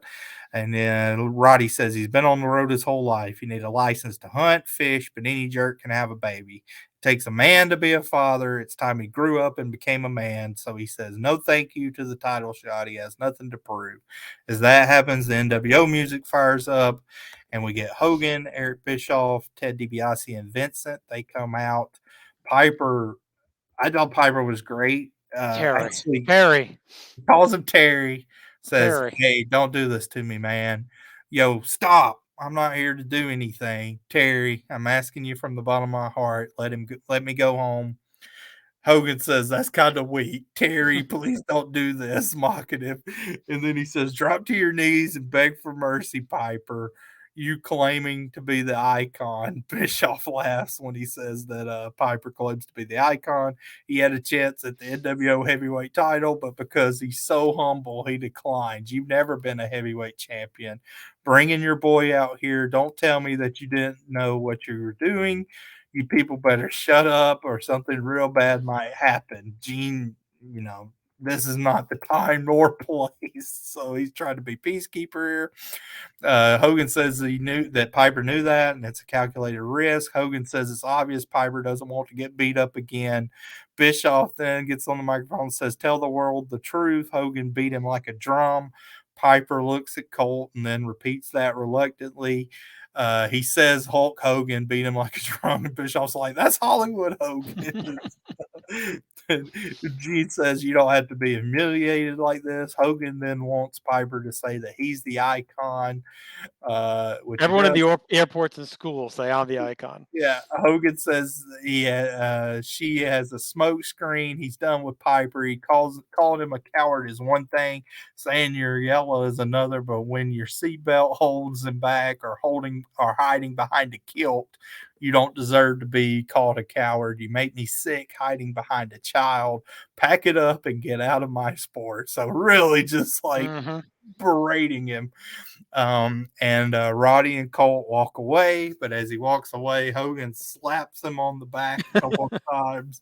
Bischoff is great, just like laughing and clowning at Hogan, dressing down Piper as he's walking away. Piper gets on one knee, tells Colt, I'm sorry. Colt says, go, Dad. He gets out of the ring. Piper takes off his jacket. Hogan and Bischoff are kind of posing for the crowd. Piper grabs both of them. Hogan's reaction is so outrageous, but it's kind of funny. He does the double, noggin knocker there. He gets off his belt and punches Hogan, beats him up pretty good there. Bischoff has a chair, but is reluctant to get in the ring. And then Piper grabs the heavyweight championship belt, fends off anyone getting in the ring, and stands tall holding the belt in the ring saying, okay, San Francisco, watch my fist go. So he accepts the challenge. It will be Piper and Hogan at SuperBrawl. And I got to say, I thought this was a great angle. I thought, match may suck, but it worked. I mean, the crowd was there, and Hogan was just a complete ass and was in his bag tonight. And Piper, I thought, gave a great acting performance. I do think it was ballsy bringing Colt out there. Because you think about how much crap, and Dillinger was on the outside, so they kind of beat up security. But you think about like any time Hogan's been in the ring, they've been pelting the ring with trash and everything else. So to have his kid out there, Colt's probably about the same age as my kids now. And I was like, oh, I would not want to bring him out this angle. Like, who knows what would have happened. So I thought that was a cool personal kind of invigoration into this angle. Great angle. It was awesome. It was a top line heel work from Hogan. Piper's super over. If you're not going to get a match, this is your next best thing, right? So they did a really good job hyping up SuperBrawl. I mean, if you're not pumped for the rematch for SuperBrawl after this segment, don't know what to tell you. We'll see though. The Starrcade, right? We felt like they peaked a couple weeks early. Yeah. Is this the peak? Should they have dragged it a little bit more? Fortunately, we know what happens next week, and I'm not looking too forward to that, or 2 weeks. So yeah. Right. So maybe they should have waited to like really drag it out and then have them accept the week of or something. But we'll see. Great segment though. Great segment. Hogan was awesome. Berate him when he slaps him on the back of the head. It was great. And Piper, you could feel him boiling and finally snapping. It's like Hogan does one thing too many. If he didn't slap him, Piper might have left. But Hogan, he's overconfident. Right or wrong, he's overconfident. So great ending. All right, let's get to our awards. Let's start with Raw. Yep. For match of the night, I had the main event. Taker and Ahmed. Yeah, I went Hemsley Marrow. Their final tribute match. For the best moment, I just went the face-to-face with Sean and Brett. Agreed. I gave Brett the MVP as well because we talked about how he got to save that segment. Yeah, I agree with that. Okay. Shots fired. We talked about him all night. I mean, Vince promising no bait and switch, shitting on Robin Hood and his weak arms, and shitting on has-beens. LaFon Nikita could beat up Robin Hood. Was that the latest fight of all? His weak arms. No debuts, I don't believe, and no dropped angles. No Farouk Please knows. So, I thought we did have a Farouk Please. No, he didn't do it. I don't think so. When Ahmed's chasing him to the back, he was. Oh, I don't count that as a please no. The please no for me is he stands over the guy with his feet over his head, and the guy sits up and does the electric chair. You go, please no. Okay. Yeah, he's got to have the electric chair because he was definitely hanging off. I can't believe there's only been one of those so far. In my mind, he did it every match. I was surprised. I mean, that was 2 weeks ago. He's had one match since then. Actually, no, he's done it twice already. Sorry, 2 times. Okay. All right. I think I'm higher than you on this Raw. I went 7 out of 10. I mean, I thought it was the crowd. I was a little higher, I guess, on every match, but I think the arena, it was a fresher feel. I like the way they ended up doing the Rumble stuff. I really liked the face-to-face. I liked Mero Helms. I liked the main event. I was higher than you on Bulldog Owen. So I just thought it was a fresh feeling Raw.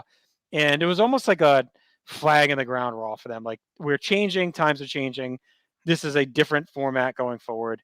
We're more aggressive. You're going to hear more from us. So I thought it was better than most Raws. So I kind of rewarded them for the effort. Yeah, I went 5.5. It being above average, I think for me is the fact that what you mentioned and the whole stadium, just that they had 25K in. I thought that was cool. I just didn't think what they actually put on the screen was very interesting. Even the matches I did like Hemsley versus Mero. I mean, that's so long, drawn out, like we talked about. So, again, it's kind of that argument. It's better than what they were doing before. So I commend them on that. I gave them a little bump, but what we actually saw on screen didn't resonate much with me. I don't think it's too unlike actually the Scott Hall debut episode of Nitro. It felt a little bit like in that same vein where, they were doing something different. It was clearly past like the doldrums of Hogan being, the super face and going through the Dungeon of Doom and how lame that was. But we still ain't got to the point where they were putting together a good show in my eyes of consistency basis. So 5.5. All right. Over on Nitro, my match of the night was Benoit Conan. Yep, me too. For best moment, I went the Piper Hogan interview. Yeah. Hogan MVP, open and close the show with great stuff. Yeah. Shots fired. I put down Piper calling Memphis the home of the king, and then he kind of goes Elvis, but he left that beat to make you think like maybe he's talking about Waller. So that's how I took it. Maybe I read too much into it, but debuts, we had Ray Mendoza. Road Report is in Jacksonville. No dropped angle yet. So we'll see if we want to put the Horseman thing yet. We'll see. And then no Hollywood Blondes music for anyone here tonight. So for this Nitro, I went 6.5. We didn't have any. The in-ring was all right. Like Benoit Conan was the best match at 3, but nothing else was express line. Piper Hogan was great. I liked some of the other interview stuff, but I thought like if you had missed an episode of Nitro, this is one you could probably miss and come back the week after and be okay. The Hogan thing, I'm sure they'll air all over the weekend. So like, if you miss this episode, you're not really missing a lot besides the Piper moment that you'll probably see a million times. Even the outside, like they just stood on the thing watching DDP. We didn't get any follow-up on Randy Anderson. So like there was really, it felt like for being the first Nitro up against a 2-hour Raw, I felt like they really kind of used it as a reset episode after last week's big one. Yeah, I went 6.5 too. I mean, I agree with that. I liked it, but I think anything besides the final angle is not mandatory viewing. So 6.5, man, that's kind of like good episode of Nitro. Nothing extraordinary. All right, combo awards really quick. So I think based on our combo grade, Nitro would be the better show. Yeah, both going 6.5, right? Yep. Barely. Best match versus 6.25 is the aggregate on Raw. So best match, I guess, Mero Helmsley based on math. Yeah, I think Mero Helms. Well, no, we're 3 on that. Conan Benoit, isn't it? Were you 3.25 on that? I'm 3 on Conan Benoit. Me too. So we're 3 average on that. I think we're 2.8. Oh yeah, you were 2.75 on Mero. Okay. So Benoit Conan. Okay. I mean, not pretty weak on both shows. We're actually in a little bit of a lull. I was looking at our sheet. We've only had one hidden gem on TV this whole year.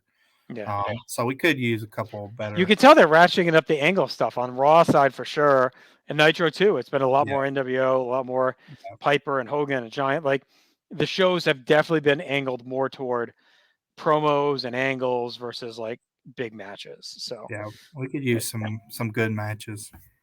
Best moment, we'll go with the Hogan Piper. Yeah. Better commentary.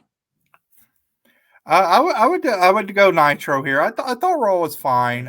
I think for me Nitro, I thought Bobby actually had one of his better nights, and it was one of the better Raw ones. I mean, King not being on helped.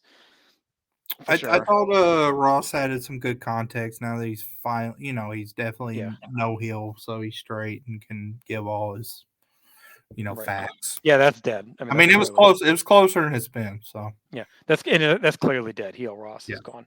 Yeah. All right, star of the night. I think we both agree is Hogan. Yeah. And then ratings winner Nitro. Yeah, the ratings were good though. I mean, I think WWF was probably pretty happy. So the prior week, it was 3.6 to 2.2. This week it's 3.1 for Nitro. So they dropped 0.5 to 2.6 for Raw. So they are up 0.4. So they probably saw that with it almost justified the change. Yeah.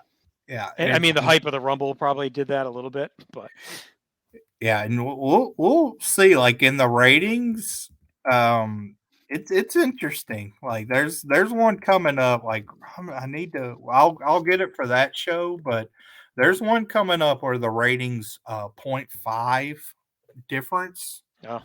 And that I'll before that show I'll check to see how close that is and. The previous time, but it has to be months. So I mean, going to 2 hours was something they had to do. We talked about it with the Keller piece. It was a smart initiative. They're doing it. We're in this little transitional period to a Raw's War, but there's still some interesting stuff. We just may not have a cohesive, good shows. But they needed to go 2 hours, and they needed to freshen the presentation. They needed the new look. They needed to go back to real arenas. They needed fireworks and lighting, and it needed to be big and live. It's going to be something fun to talk about, and it feels like a little bit of a competitive. They're frisky again. They hadn't been frisky for a while. Yep. All right, that'll do it for us. We'll be back. We may be taking our next rotation off, so we'll probably be back a month from today. We'll see, but most likely a month from today. It'll be a big one. We'll be covering Raw Thursday, which obviously is a seminal episode of Raw. A lot goes down, and the 210 Nitro, which will be 2 weeks out for SuperBrawl. So check out everything we have to offer at North South Connection. This obviously is on YouTube as well as podcast applications in audio format. We have a ton of content that's simulcast. We also have video exclusive and audio exclusive. You can follow us on social media. Until then, the napalm's dropped. We'll talk to you in a month. Take care.